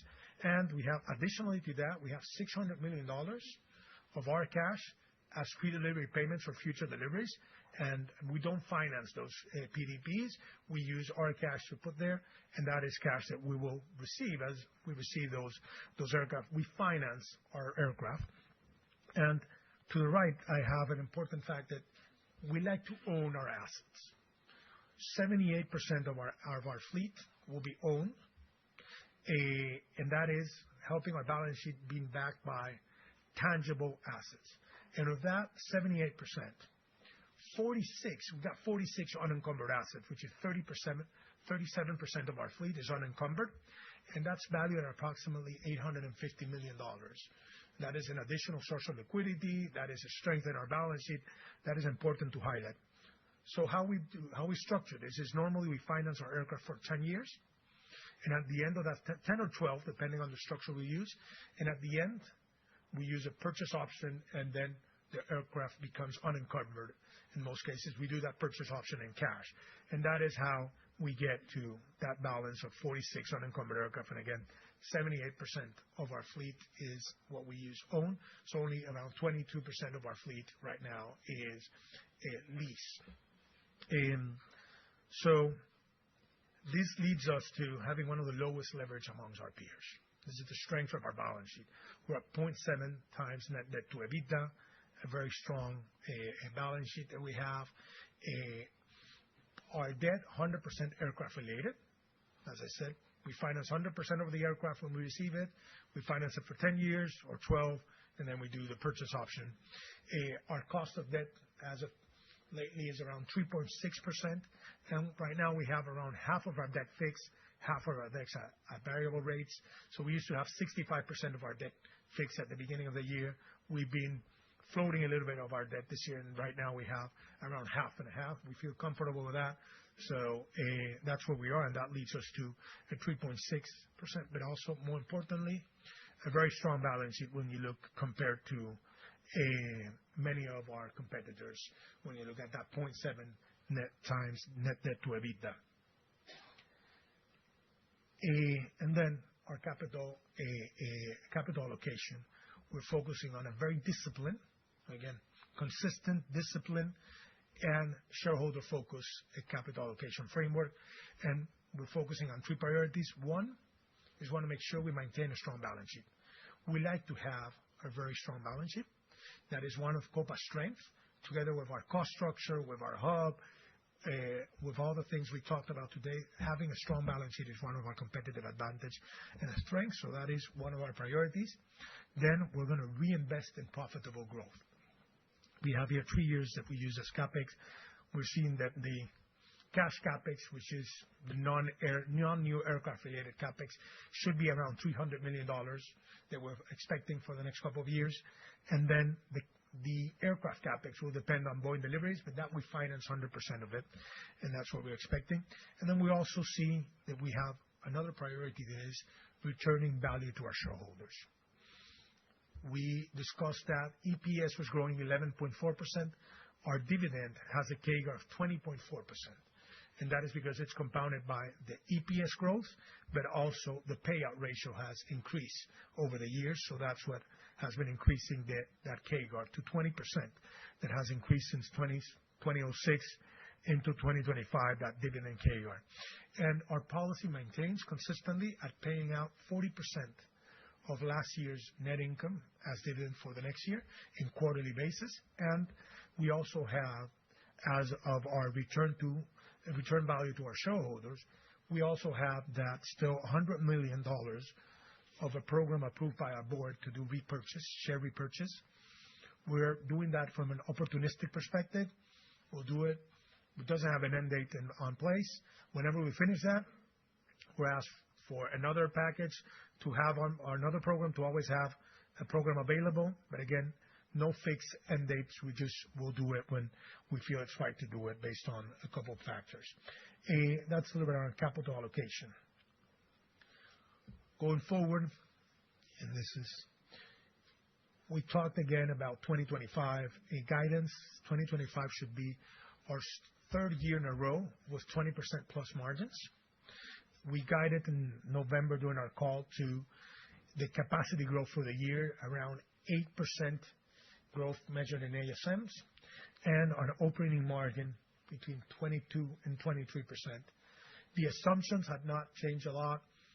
87% load factor, unit revenue RASM around 11.2 cents, CASM ex-fuel in the 5.8 neighborhood, 5.8 cents. Jet fuel prices, when we did the earnings call, was at 2.47. Today is a little lower. That leads us to reaffirming our guidance of between 22% and 23% operating margin. I could say that right now we feel that we should be in the upper end of that guidance. So that is what we're seeing as of today with, 3 weeks left in the year to go. We should be in the upper end of that guidance. And then for 2026, we guided to an ASM growth of between 11% to 13% and a CASM ex-fuel to be in between 5.7 and 5.8 cents. And more importantly, here's the trend of that CASM ex-fuel that should continue coming down. And we feel we have the tools and the initiatives and the culture to maintain that CASM ex-fuel coming down. And this is based on the assumptions on having 8 MAX deliveries, of course, all the back-ended deliveries we have this year. And that 11 to 13% ASM growth is, to give you a breakdown, and Roberto already alluded to this, should be around 50% of that should be a full year effect of the ASMs we're already flying in this fourth quarter. So about 40% of that should be additional frequencies to markets we already operate. and only 10% of that growth should be new dots in the map. And I'm going to give a little bit more context on this. So that 50%, again, Roberto alluded to, of that full year effect are basically operations we're already doing, we're already flying. Our October load factor came out around 87%. November load factor will come up in a couple of days, but shouldn't be much different than that. So we feel very comfortable with that growth of that 50%. The additional frequencies, again, if we're operating at an 87, 88% load factor, that means there's a lot of places we're operating at 90% plus load factors. And there's a lot of places we can put additional frequencies to. So we feel pretty comfortable with that growth also. And then only 10% is adding new dots on the map. So we feel very comfortable with this 11 to 13% growth for next year. And of course, as Pedro said, we got the flexibility to change that growth if we feel like. But at this moment, we feel very comfortable at 11 to 13% growth. We can do it in a profitable way. And as much of it is, again, full year effect of this year.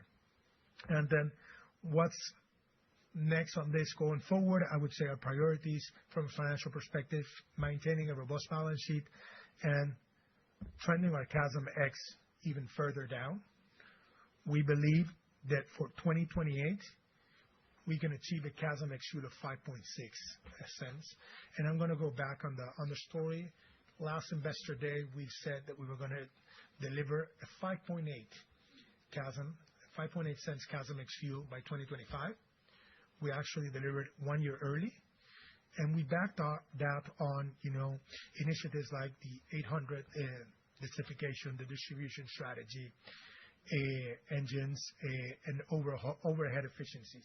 That is what we guided to back then. We delivered on everything we said, and we delivered on that 5.8, even a year early.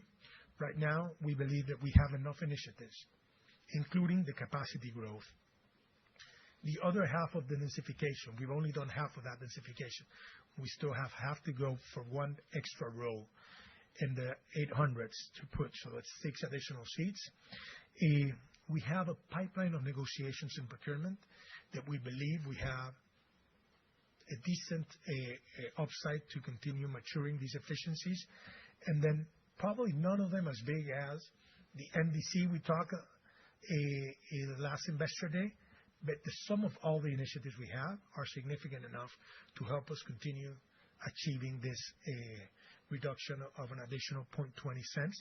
And then we got a payment strategy.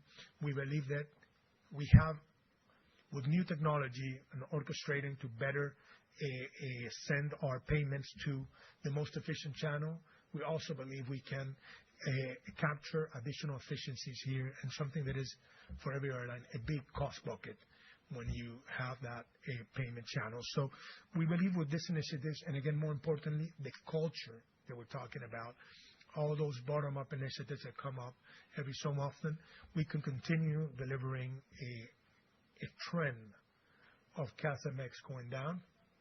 We are confident of achieving our target of 5.6 CASM-ex fuel by 2028.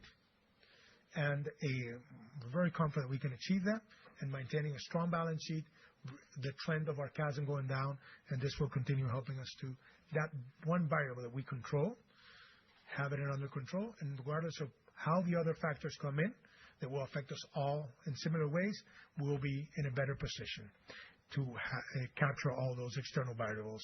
And with that, I'll pass it for Pedro for closing remarks.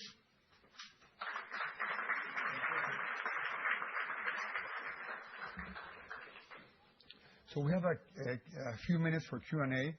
I will wrap it up. This is, we've talked about all of this in the last a little bit over an hour, so I think there's no need to repeat it. So let's get on with the Q&A. I think we're sitting up here, right? Where's Daniel? And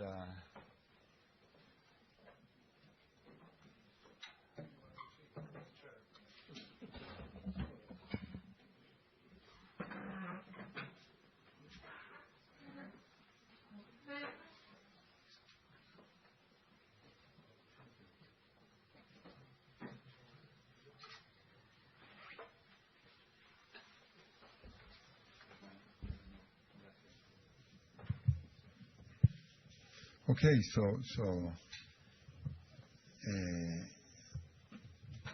who's going to help us with the Q&A? Because with the reflection from the sun, I can hardly see. Okay. Mike Lindenberg with Deutsche Bank. Thanks for a wonderful presentation. That 5.6 cents, I guess my question is, so which wide-body airplane are you guys looking at? I'm kidding. Or who's putting his life on the line? I guess that will be me. Is there a Boeing salesman in the room? Anyway, no, I wanted to ask actually just two questions here. One of your partners in the region, and you could argue also sort of one of your competitors, at least with respect to flows, looks like they're sort of changing their distribution strategy or making some changes there. And I'm curious, does that have any sort of impact on you in the sense that I don't know how much I know you code share with them and they're an alliance partner, or is it something where it could end up flowing more share your way because it could be perceived as being somewhat disruptive? I'm not sure I know exactly. Do you know what's going on? Yeah. Go ahead. Yeah. So in referring to Avianca's kind of move away from NDC towards back to more traditional GDS-based distribution. Look, I think the short answer is we don't think it's going to impact us too much. I think maybe there's some opportunity that will come out of it. But at this point, if you look over the last year, we've stabilized pretty much at this 89%, which is flowing through Copa.com and through our NDC channels, which, to be clear, our NDC doesn't flow through a GDS-based NDC. It's more of a pure play NDC. And we have then about 11% that's going to the GS, and that's been fairly stable. Okay. So, I mean, we're very comfortable with our strategy. I don't think we're going to change our strategy at all. I think probably the impact, I guess, potentially for us is as they start putting more surcharges in the market, that could shift some agencies to look at other options. And I think we'll be there with a competitive product if they're out looking. Okay, great. And then just, Pedro, when you were giving the presentation, you showed Panama versus, I think you had 5 other airports. I think it was Bogota, Mexico City, Lima, Sao Paulo, Sao Paulo, and then San Salvador. Of those 5, I mean, you have real estate where you can add another runway, you can add more gates, but of those 5, any of them, maybe other than San Salvador, I mean, is there any space where they could even grow? Aren't they? Yeah, apparently some do have space, but the bureaucracy in those places, it makes any growth of the infrastructure a problem. So I think there's a few that might have space, not all of them do. And again, we're trying to punt the need for a third runway, and I think it can be, with all the work that Dan explained, it can be punted over 10 years, which is actually a good thing, because a more efficient use of the infrastructure is best for all, for the airport authority, for the government, for the airlines. So we think we can punt 10 years. We can have 10 years of strong growth without needing a third runway. And when it's needed, there's land, as Dan also mentioned. So maybe I don't know exactly who can add infrastructure, but for sure not all of them. But it sounds like over time, it looks like you're actually going to gain at the expense of these other airports. We're in a better position. We're in a better position, for sure. Okay, great. Thank you. Hi, Pablo Monsiváis from Barclays. I wanted to understand a little bit your thought process in adding those cities, because if you think about the dynamics of Tucumán or many other cities in Argentina, Brazil, Chile, are very similar, and they follow regional economics. So I guess that you might have hundreds of these cities that are potentially targets for you. How do you decide whether you accelerate those new destinations or stop or add frequencies? We'd love to understand what's your decision process there and the addressable market of just covering these smaller cities, because I guess in Latin America we have so many of these smaller cities with probably less than 1 million passengers with a very low penetration, and that just the service is not there. So I'll say a few things. One is we cannot do them all at the same time, because not all work the same as others. I mean, they don't work out the same way. So some might become very profitable in the first 3 or 6 months, and others might take us a year maybe a little bit longer. So we don't want to be doing like 10 of them at the same time. We pick them by priority, and as the economies and as our countries grow, cities that might not have been viable 10 years ago are viable today. So they become priorities, X years later. So we don't do them all. We look at the size of the market. We look at where they travel. We look at corporations that might be based in those cities, or if they're receptive or emissive. So there's a long list of things we look at. And again, I think the key is that we don't do them all at the same time. I would just add one other point, which is it's also about balance. So, we always try to keep the hub in a relative balance because that's how you continue to build the connectivity at any given time. Because if we were to add, for example, all points in Deep South, it would create an imbalance into the hub. So keeping that balance is important. Hey, good morning. Dan McKenzie with Seaport Global here. A couple questions. One of the slides that I thought, by the way, thanks for the presentation. It's great to be reminded of what a great airline you guys are. But one of the slides that interested me was the loyalty slide, 5.1 members. I'm wondering if you can just share a little bit more average credit card spend, average growth in that credit card spend, any dynamics that you can share about that, and then if you can hold on to that question. And then the second question I had is just the penetration into your partners' corporate travel programs. Are you getting your fair share of corporate travelers from your partners connecting through your network? Yeah. So look, I think on the Connect Miles piece, we're not in a position to really disclose all the details of the customer set that's going over there. I think what I would say is, look, if you look at when we look at the metrics on those customers, they're a very loyal set of customers. So the amount of trips we're getting from those customers when we compare them to what we see from competitors is we're doing stronger on that dimension. I think when you think about credit card spend, et cetera, that's probably where we have more opportunities still to go. Obviously, our credit card in Panama does really, really well because a lot of people, we're the natural home market carrier. In other markets, we have to work harder to build our position in those markets because we're not necessarily the natural market choice.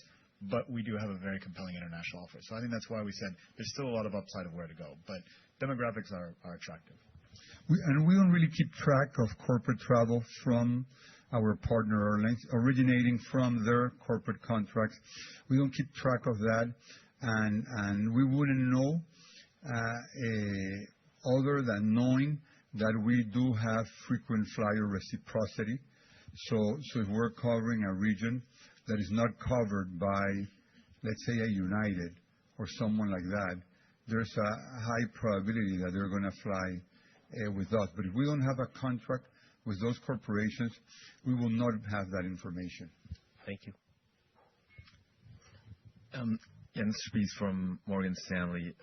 Just one question regarding next year's capacity increase and your confidence on increasing prices. You mentioned that you had only 7 years where you're not able to do so. So my question is, obviously, to a certain degree, you already answered it by saying that most of the capacity increase is a full year effect, plus the flexibility you have to reduce capacity if needed. But looking at today at it, how confident do you feel that prices will indeed increase with the capacity guidance you are providing? Thank you. I'll start, and if someone wants to add. I'm not sure that we're saying that prices will increase, and it's not as much the capacity growth because 90%, as I think both Robert and Peter showed, is either frequencies or full year effect of what we've done this year, and it's going mostly the frequencies towards markets where we have or routes where we have very high load factor. So we're confident we'll do well on those. But we also have competition.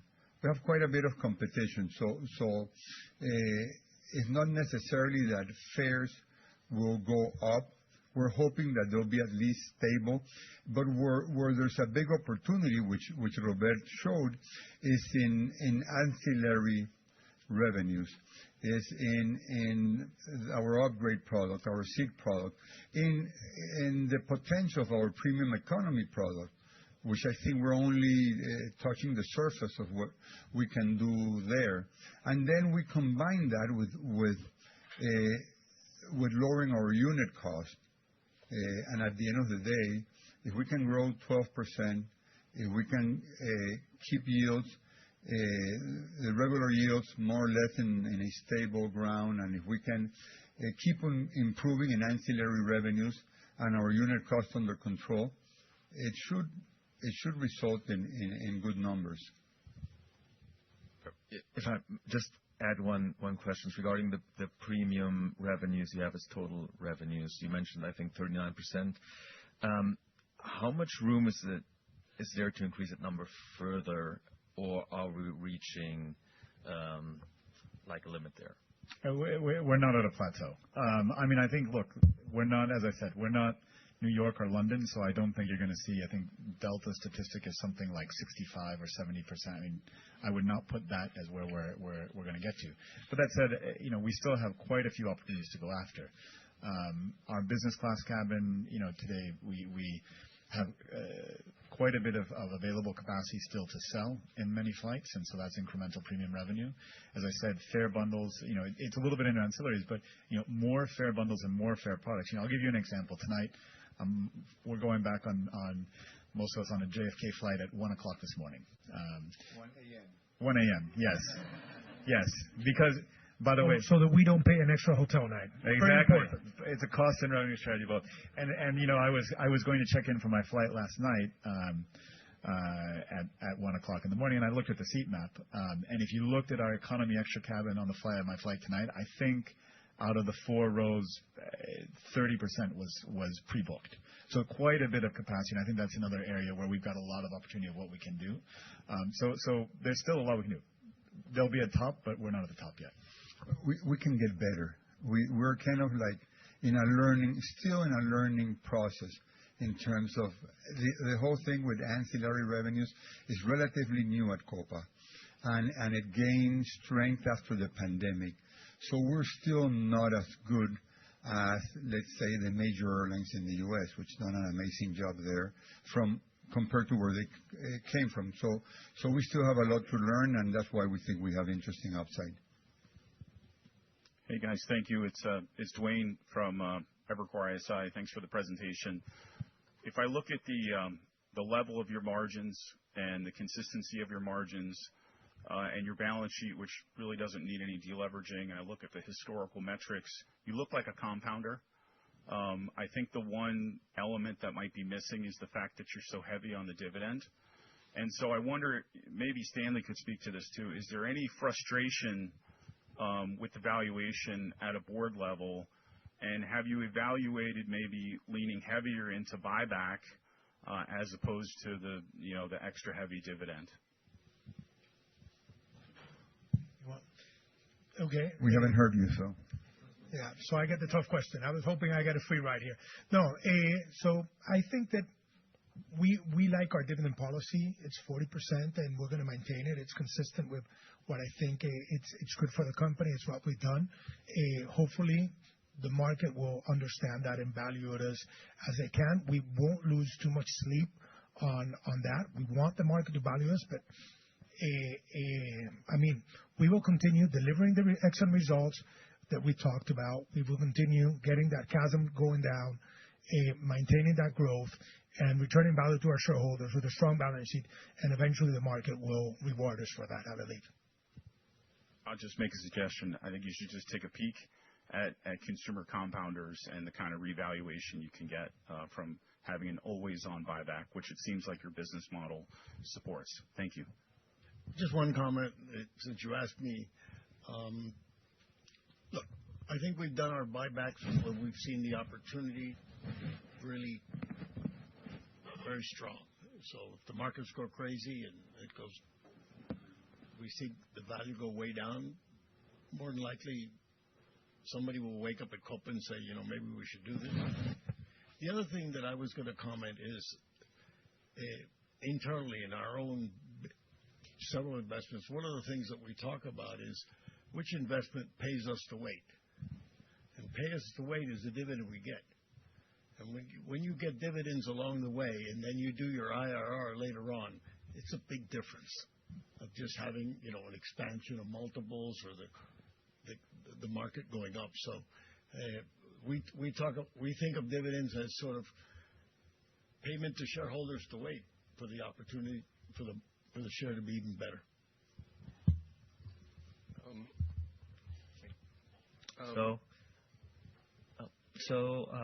Thanks for the presentation. Felipe Nielsen from Citi Research. I just wanted to explore a little bit more about this capital allocation perspective. So, combining all the metrics, the trajectory that you showed us in the presentation, like with the flexibility of the fleet, this decreases in CASM-ex, all the opportunities in premium, in ancillaries, we should expect at least an increase, like a significant increase in cash generation and all this cash growth that you're suggesting. Just wanted to understand how leverage should trend going in this direction, given your 40% policy on all the comments that you already did in dividends, because this is one point that we get a lot of from investors. They should continue generating even more cash. What should we expect them to use this cash for? So I think your question in a way aligns with Dwayne's, and I hear you. We hear you both, and Dwayne had a strong recommendation at the end. You're asking a very strong recommendation. You're asking a question down that line also, and I think those are valid points.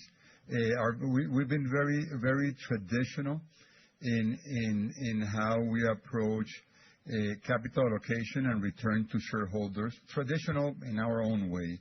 And if the market is not valuing that enough, and we should look at a different way of doing things, I think it's worth giving it a lot of consideration and having a hard and long look at our strategy up to now. And we're never close at anything. It's true.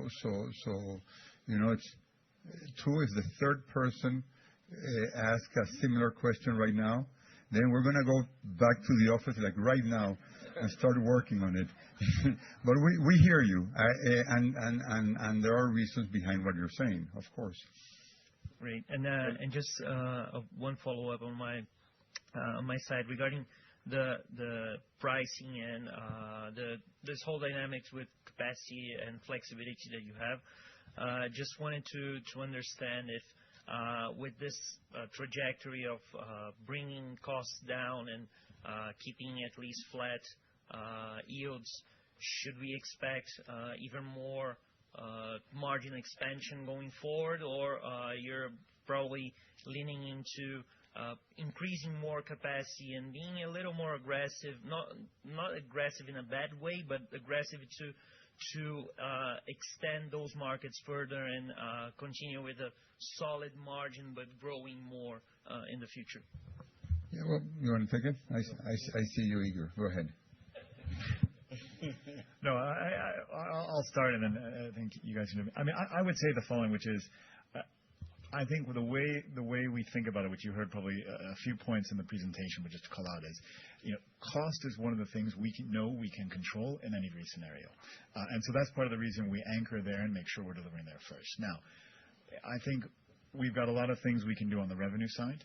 And I would have loved to have a chart that said out of the 25 years, all 25 years, we managed to grow and show revenue growth. But, as Pedro said earlier, competition is a reality. We can't control what our competitors are going to do in our markets. And that's part of life and business. And so I think that's a bit let's call it the variable that we can't control that does put pressure on revenues at points. And we do everything we can to offset it.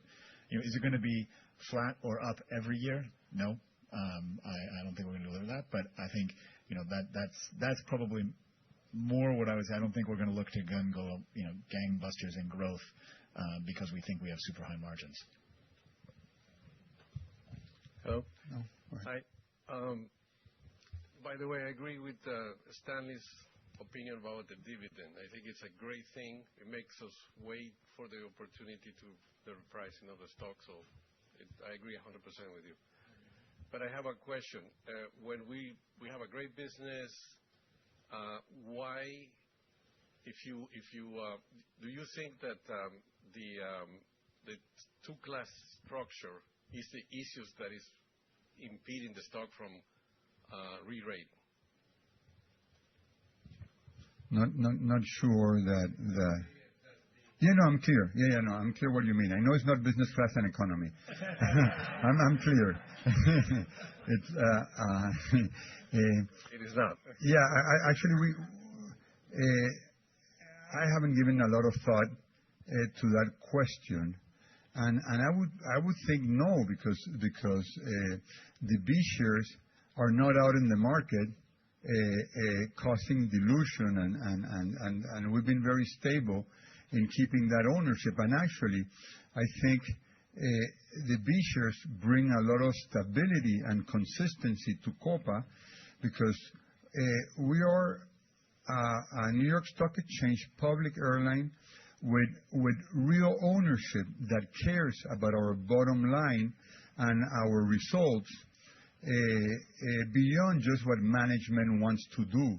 And so we don't act for the benefit of top management. So it brings stability.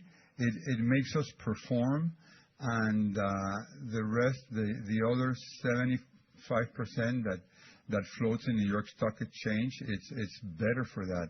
So I'm not sure if I'm answering exactly what you were looking for, but I don't see a negative there. Let me just give you a little story. 20 years ago, when we were doing this, the lawyers said that we were going to Panamanian company, said we were going to have the shareholders meeting in Panama. And he says, you guys are going to go crazy looking for proxies every year in order to have the shareholders meeting, have the quorum for it. And so I don't know if you know this, but the chairman of the board gets to vote the B shares unless somebody asks for them 2 weeks in advance. So I think the good news is nobody's asked for them. So I think what I'm saying is the A shares are representing the B shares very well. Well, the B shares are representing the A shares very well. Sorry, the reverse. But I mean, I just think that, what you all do on a quarterly basis, the analysts and all that, is much more important than a shareholders meeting. But if we were doing something wrong, I think there would be more people showing up. Thank you. May I? Alberto Valério from UBS. Thank you very much for the presentation. I was about the dividends. No. I'll change a little bit the subject.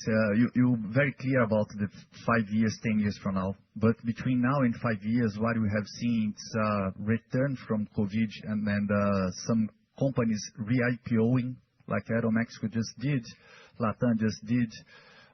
We may see Azul in a couple of months, and maybe we see Abra and Aerolíneas Argentinas. What should we expect in terms of competition? What you see these companies propose different to attract this new capital? And in terms of also some benefits that the airlines gain on COVID, like some discount on lease and so forth, how you see them use this benefit to decrease costs, increase capacity, fares? How have you seen this new environment? This is my first one. Right. So a few things. Actually, all those airlines you mentioned have been growing aggressively for the past 3 years. So going forward, I actually expect, at least in the year-over-year comparison, for the growth rate to come quite a bit down. Both Latam and Avianca have been growing like high double digits for the last 2 or 3 years. And of course, they benefited from Chapter 11 and from, well, I won't use a bad word, blank their shareholders, and they have come out with a better debt structure and some lower costs, but we're still more competitive than them. And of course, competition is a lot stronger than what it would have been before, but we're dealing quite well with that.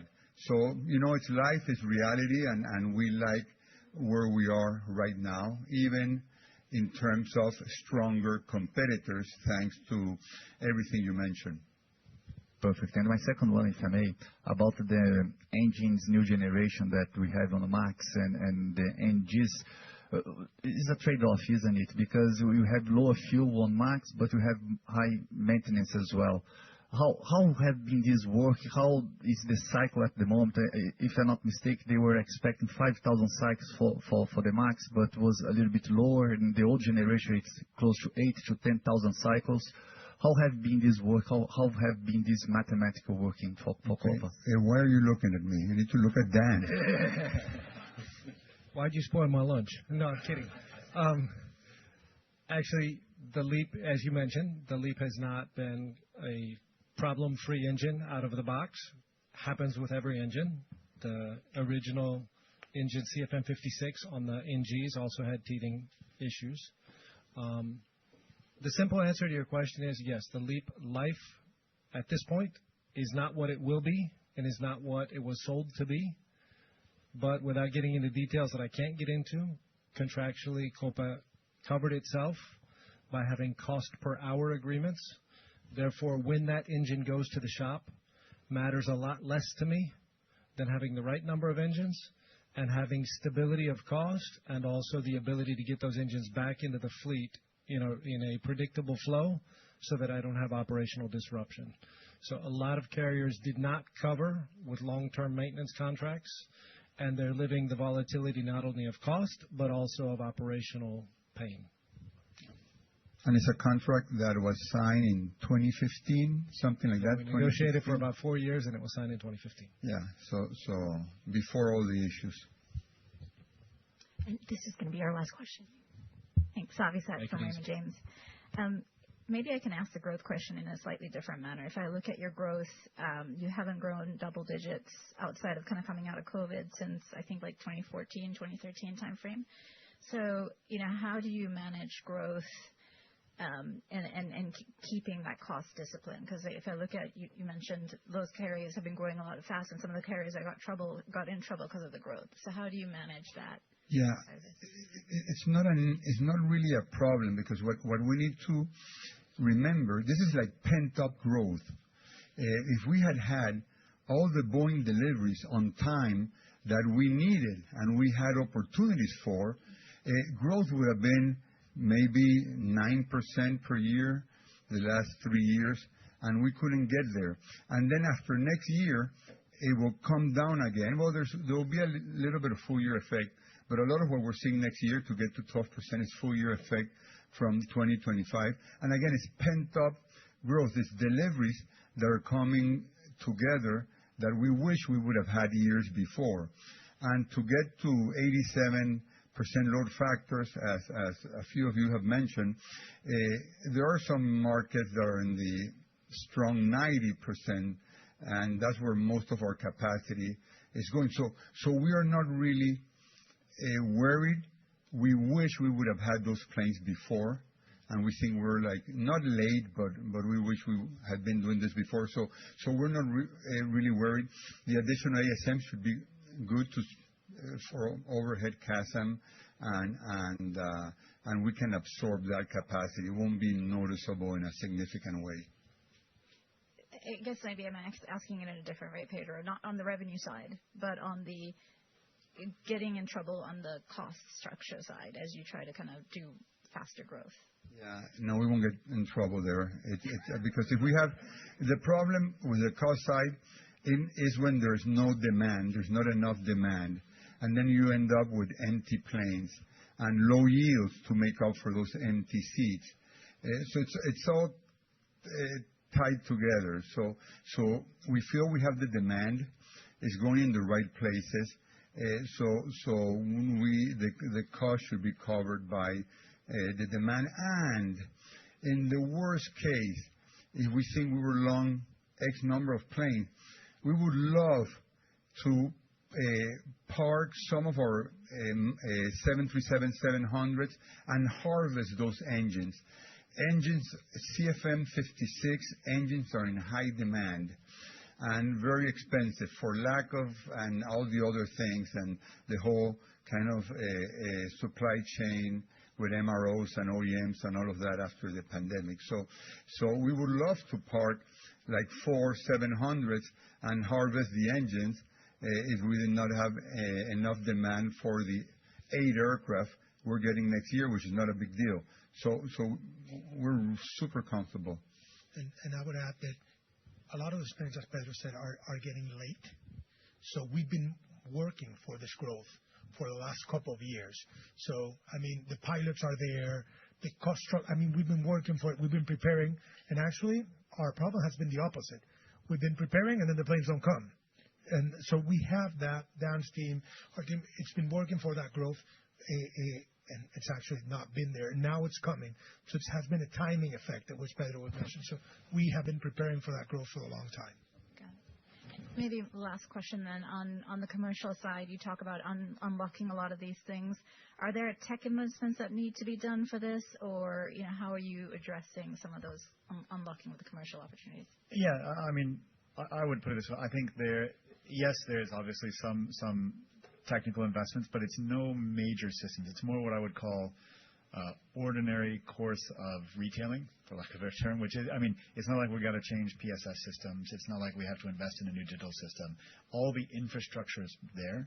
It's more about dedicating our resources to go after the biggest. So how do we put online a product to sell instant upgrades in our booking flow? Things like that. That's what we're investing. It's not big tech platform investments.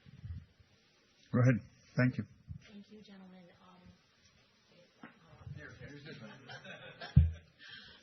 I just want to say that concludes the Q&A session, and the lunch buffet is open. So we're going to take a break, and everyone can go and serve themselves a nice lunch. And if we can please reconvene at 1:30, we'll continue with the program at that time. And if you're connected via the webcast, we'll be back at 1:30 with the rest of the presentation. Thank you.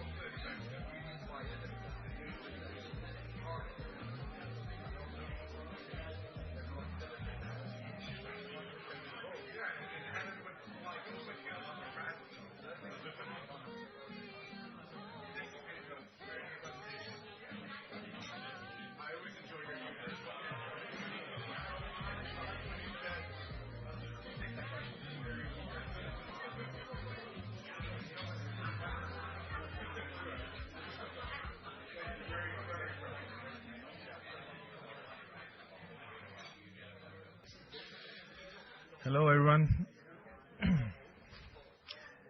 So, as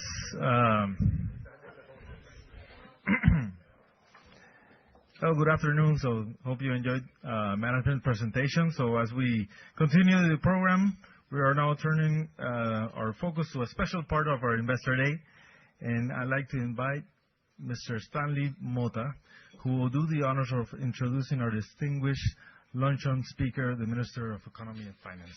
Thank you.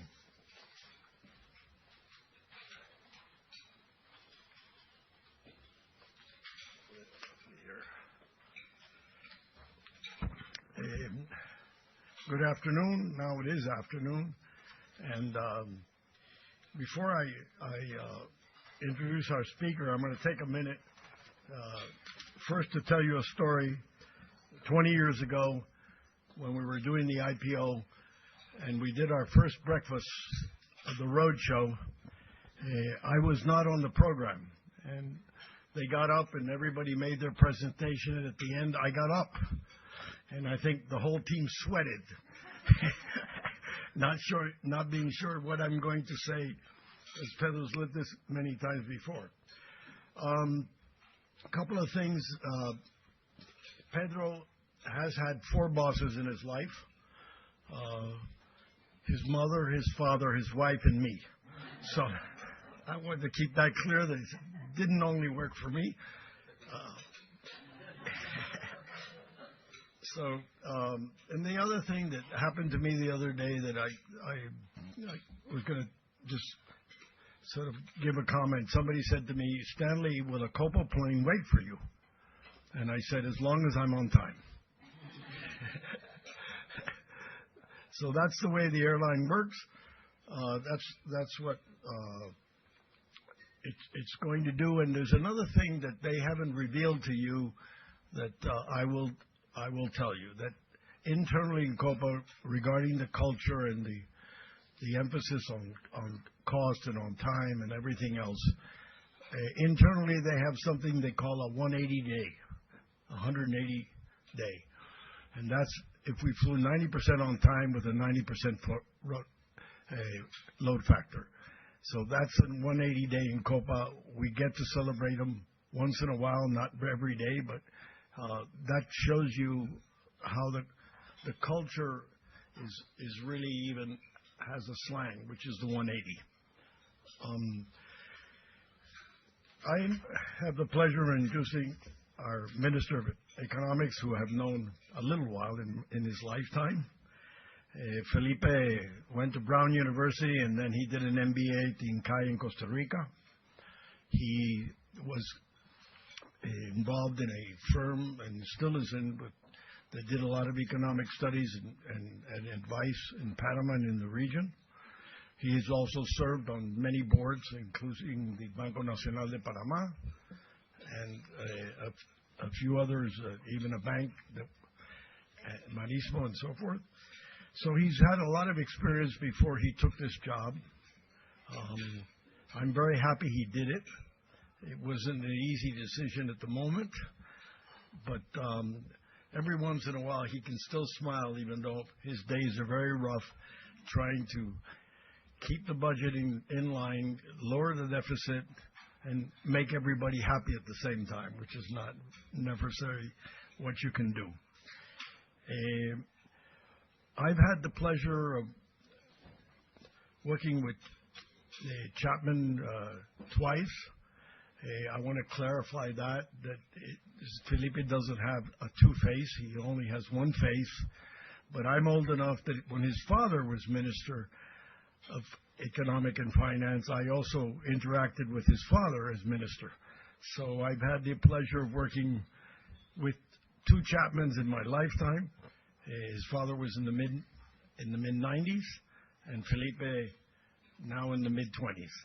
So, Felipe, thank you very much for coming, and you can tell them the Panama story.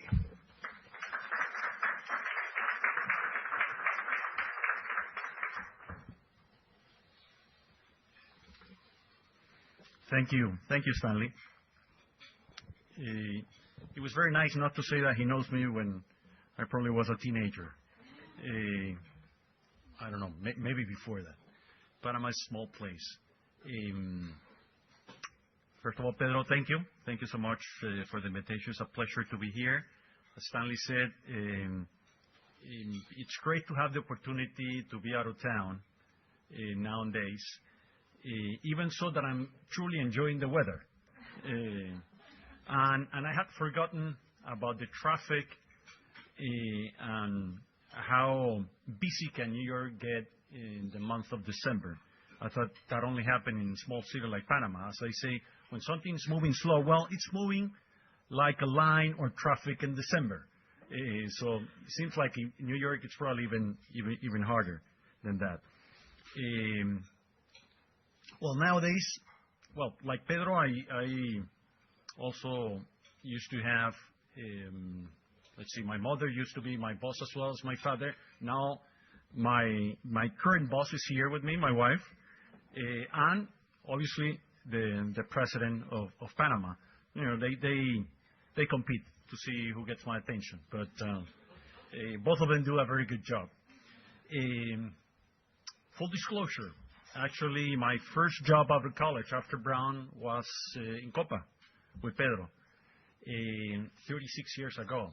It's like, you know, time has flown, and it was a long time ago. We were a bit younger, as you can imagine. I still remember we had back then like 3 planes, and first flight to North America was in Miami. So it was fun times. And I mentioned that because if it wasn't for the opportunity and the convincing of him, Stanley, and Stanley's father, especially Alberto, I would probably stay here in New York. I had some job offers, and I was about to stay here. So I'm glad they convinced me to go back to Panama, because I don't know if I would be married to my current boss. So things go around that way, no? So the story of Panama, it's pretty much like Copa. I mean, Panama has a great story to tell. We have a great story to tell for the past 30 years. And somehow it's very much interrelated with Copa. I mean, an airline that has developed a hub and operation like Copa, I don't know if it could be as successful in a country that's failing. And it has the stability in terms of economic, rule of law, political, social. So it's fundamental for a corporation like Copa, or like the Panama Canal, or like the banks, which all have great success story to tell, which are leveraged on the Republic of Panama story.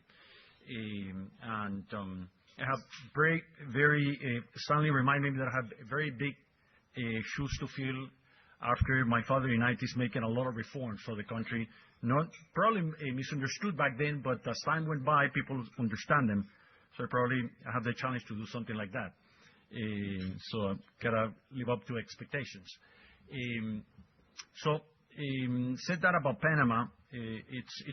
I believe it's important to put that into perspective of the contribution of the country for these great companies to prosper a long time.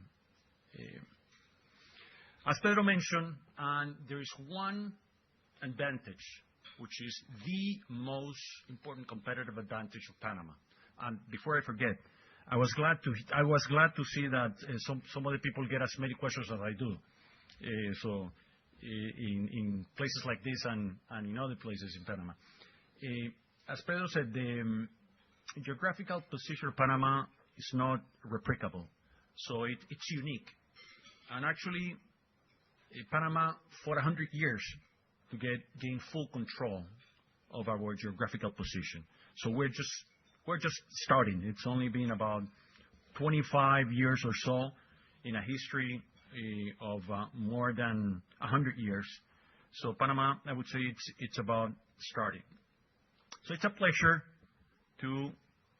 let me backtrack here, to join the Copa Holdings Investor Day today. I would like to provide a clear and comprehensive perspective on how Panama's macroeconomic strength, its unique connectivity platforms, and the strategic role of Copa Airlines are converging to shape one of the most compelling investment narratives in the Western Hemisphere.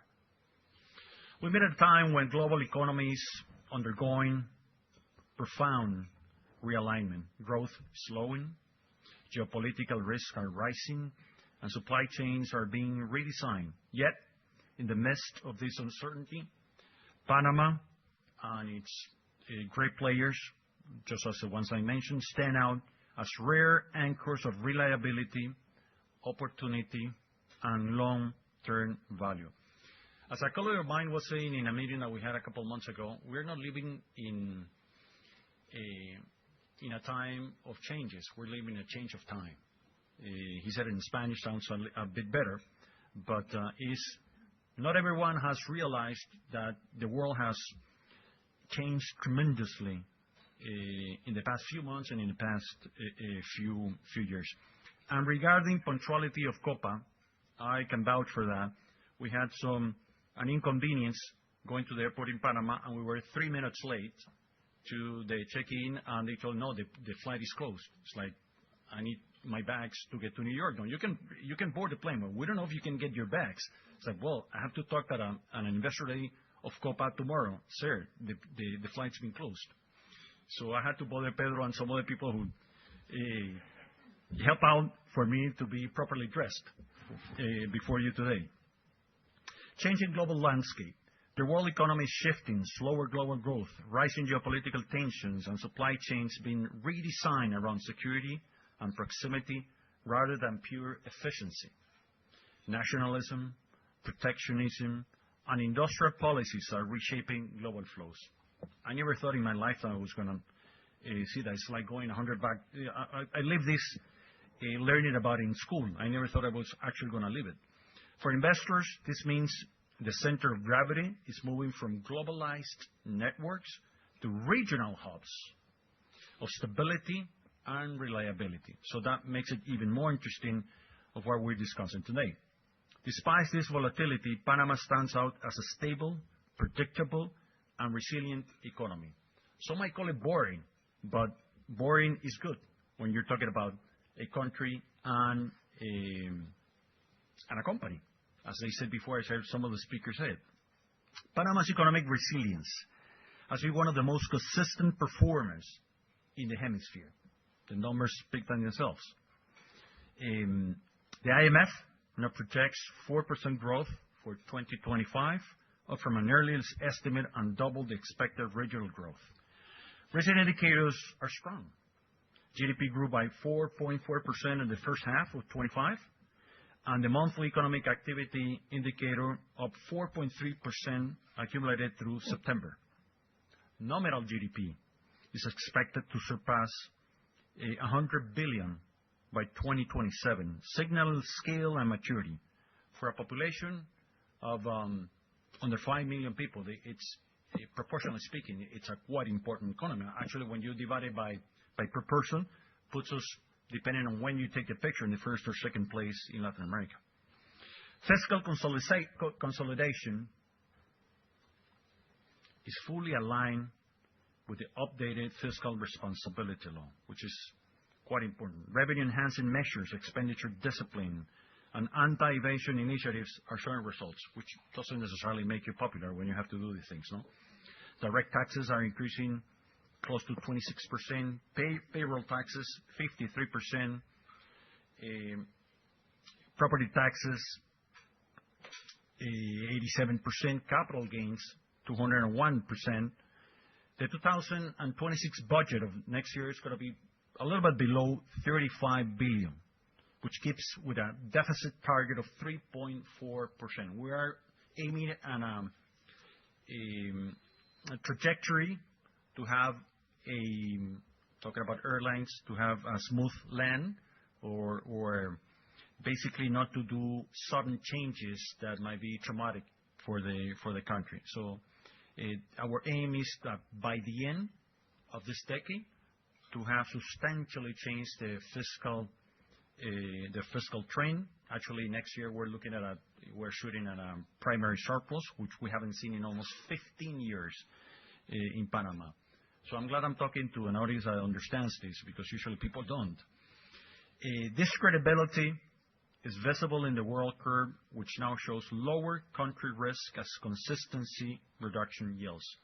And we can see it in the next, probably, sorry.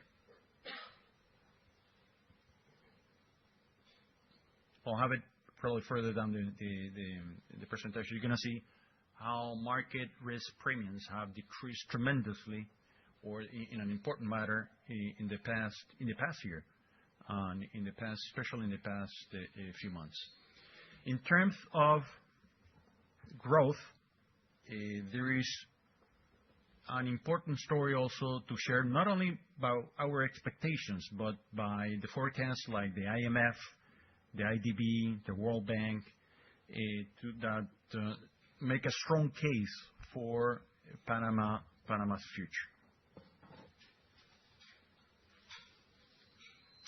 The credit continues to be anchored by strong dynamic, which, as I said, 4% this year, the fiscal consolidation efforts, and actual fiscal execution shows full commitment to these plans.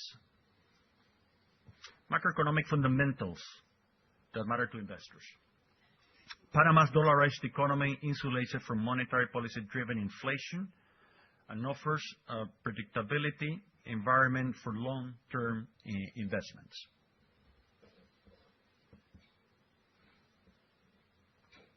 The financial system remains strong, well-regulated, and anchored by institutional stability, connectivity, maritime, air, digital, gives Panama a unique competitive advantage in the Americas. What I was mentioned regarding the risk premium, Panama's in the red. So you can see from last year in 24, we had the highest premium risk among these peers, and as we started executing our plan, it started a downward trend, and our goal is to have the lowest risk premium in the near future, which is obviously quite important for companies that operate out of Panama, because it becomes a reference in terms of the cost of leverage and the cost of equity. In terms of just to mention some of the important reforms we made, pension reform. I was the other day in a meeting with some former presidents of Latin America, and I'm going to quote President Duque from Colombia. I said, "Mister, have you realized what you've done, you guys, with the pension reforms?" Like, what are you referring to, presidents? Like 9.5 out of 10 countries that pursue a reform, they fail in the process. And you've done it in a democratic way. It's like, well, you're right. Probably we're busy looking at other problems that we haven't gone out to tell the story. Well, first you do, and then you have to tell the story. It's like, well, you're right. We have to go out and tell the story.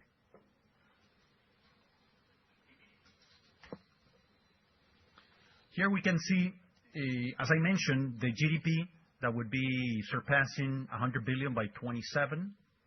In terms of the deficit, the downward trend that we're aiming for, eventually that would lead us to 1.5% of deficit.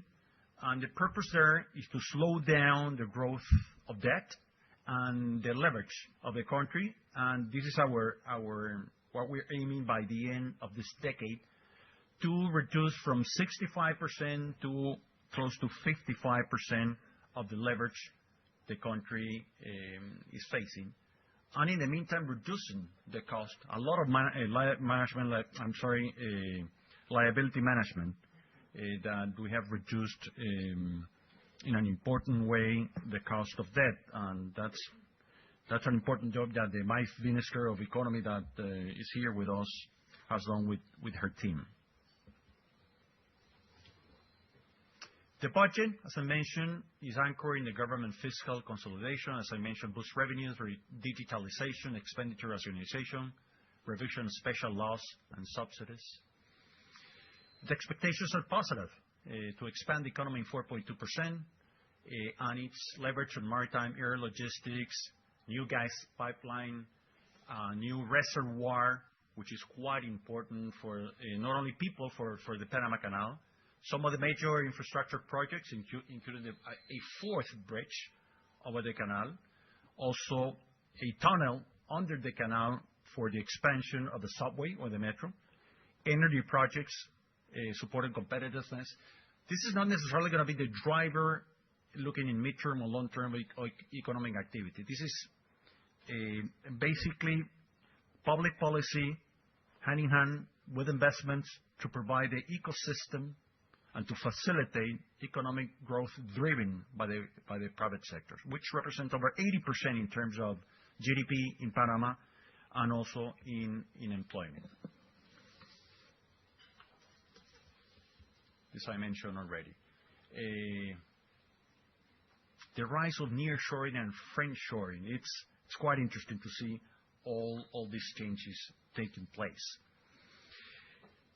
In terms of Copa, look at not only Copa, but also in terms of maritime transportation. Panama has a preferred distribution center for the Americas, geographic proximity to North and South America, connecting east to west, growing demand for regional and also, I would add, maritime connectivity. You probably follow the news lately. Panama has become quite the center of attention in terms of maritime and ports. I'm not going to mention much about Copa because they have already gone through this in detail. But still, I must mention that air travel as a backbone of modern supply chains, even with the changes going in the global economy. Growing corporate and logistics travel, Copa's network is aligned with regional integration trends, and Panama is a facilitator there. Copa leads the passenger movement in Tocumen Airport, as you can see in the right side of this chart. And obviously, with that come opportunities in terms of growing faster in terms of the infrastructure and the opportunities that come in the near future.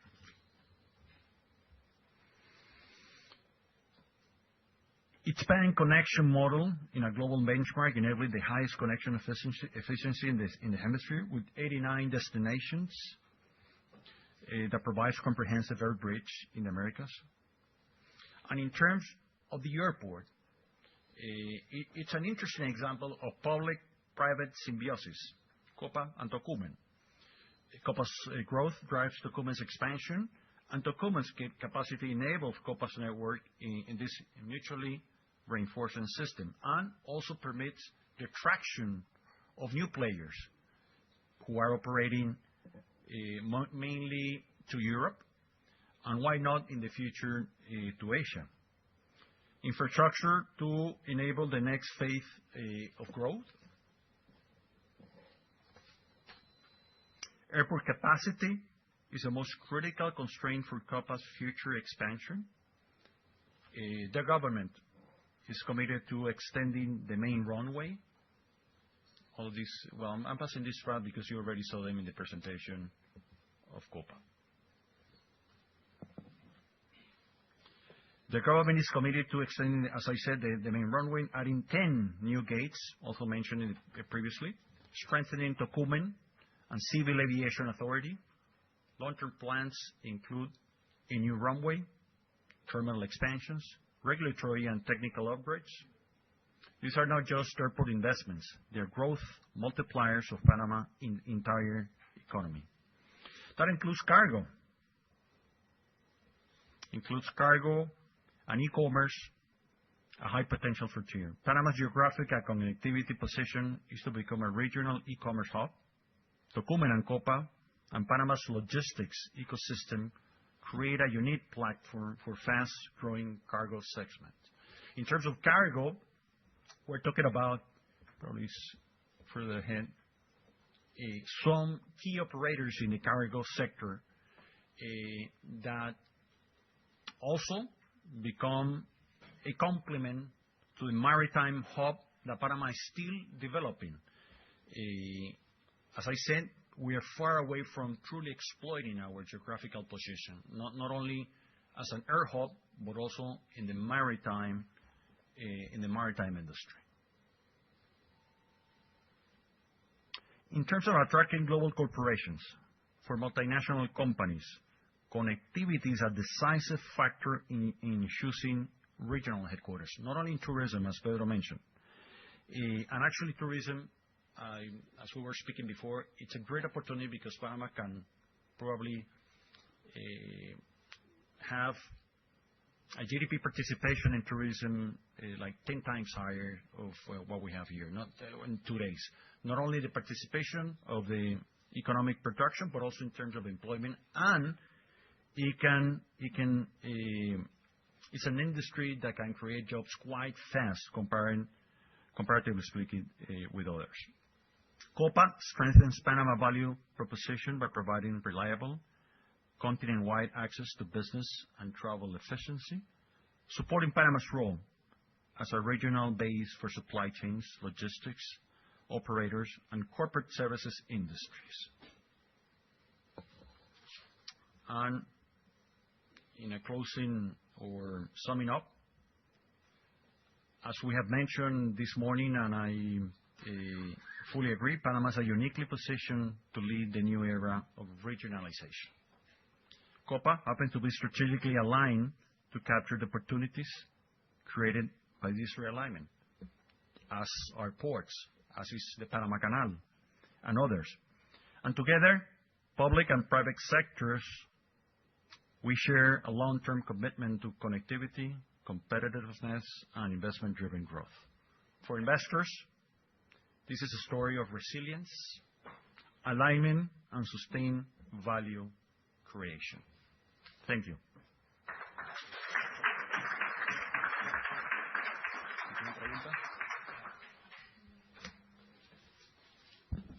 Now we have a brief Q&A session. Thank you for that, Mr. Minister. That was fantastic on everything going on in Panama. Obviously, a lot of excitement. One just quick question. You put up the master plan for the airport, and there was a big spot there for Terminal 3, and I didn't know the 10 gates that Copa's planning to add. Is that Terminal 3, or is that an extension of Terminal 2? Well, as Pedro mentioned, luckily we don't have the pressure to do this in the short term, and as we speak, all different options are being considered. Okay. Probably there are more pressing or more important decisions to be made, which can be easier and faster to execute than actually having a new terminal or a new runway. But we must not only look at the end of this decade, but also 10 years on the road, 15, 20 years on the road. But from that picture, it sounds like that's land that the airport currently controls, right? Some of that, not all. But there is enough land in other places that somehow we can swap or do some kind of transactions that would allow to have enough land. The important part there is that there's plenty of land that is not being fully used or is pretty much empty. Mm-hmm. Maybe some cows now and there. But we don't have the problem to have a city right next to the airport. So there's the opportunity to have plenty of space for Panama's or Tucumán's airports to grow. Vis-a-vis the other airports you mentioned in your question before, no? Mm-hmm. And don't have the constraints, for instance, that you've seen in Heathrow regarding another new runway day that they've been trying to do so for many years. That's right. Unsuccessfully. Great. Well, thank you for that.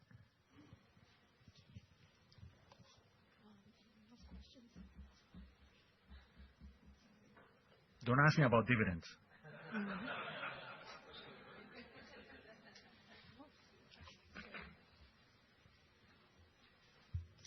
Thank you again, Minister. Can you comment on the port sector in Panama? Mm-hmm. And there's been an announcement about the Panama Canal putting out for bid new ports. Mm-hmm. I don't know if it's only on the Pacific side, but can you comment on both sides? Yes. Comment on that. The port industry is fascinating, and it's undergoing probably the most exciting time I've ever seen in terms of ports. So Panama has fought to gain control of the area and the Panama Canal, waiting for this moment. So everyone's looking at it. All the major players are knocking at the door. And there you have two entities that will manage this expansion. You have the Maritime Authority, which has the responsibility to oversee some areas alongside the canal and outside the canal where several ports will be developed. And there are other areas which are more within the Panama Canal area that the main responsible for that would be the Panama Canal Authority. Yet, the Panama Canal Authority is not interested in running ports. It's not its expertise. They basically they manage, they pass ships through the locks on the Panama Canal. So what they are contemplating is bidding out, making tender offers for several ports. And when we combine the Maritime Authority and the Panama Canal, we're talking about opportunities, several opportunities on the Pacific side and on the Atlantic side. Panama nowadays is moving around 9 point so million TEUs. And actually, we were just a couple of days ago with some experts from the Netherlands, which they believe in the next 10 years, in the next few years, Panama has opportunity to at least double that, which includes operations both in the Atlantic and the Pacific. So the opportunities are there. And at the beginning, with all of these changes in geopolitics, trade, and the economy, I was a bit skeptical about that. When I sat with the major liners, probably the 5 largest ones that we've met with, I was surprised to learn about their optimism about trade in the future. So much that they're buying ships probably faster than you're buying planes. So they are putting their money where their mouth is. I believe, probably one of those ships costs a little more than one plane. So I was happy to learn that. So they are quite optimistic about the future. Given regarding the gas pipeline, yes, Panama Canal is considering a tender offer to have an independent private operator. Then again, they are not interested in operating a gas pipeline, yet to use the land they have next to the canal on the west side of the canal for a specialized operator to basically manage a pipeline and a gas pipeline. You would think, why would you do that? Because one of the major new customers for the Panama Canal after the expansion, it's been gas. So if you open up another alternatives for these liners to transship that gas, that basically gives you more space or liberate space within the canal, so you can basically serve more ships. So in those 36 ships, the ships that go through every day in Panama, some of those are gassers, and so you can basically take those spaces and offer them to container ships.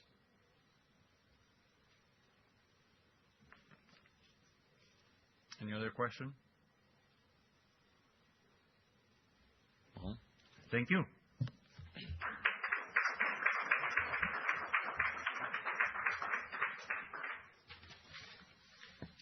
Well, on behalf of the entire team at Copa Holdings, I want to express our sincere gratitude to Mr. Chapman for being with us today and sharing this presentation with us. Thank you all for the attendance today. Please don't hesitate to contact me if you have any questions. And that concludes our Investor Day for 2025. We have souvenirs on the registration table on the way out, so please stop by. Happy holidays and hope you have a good start of 2026. Bye.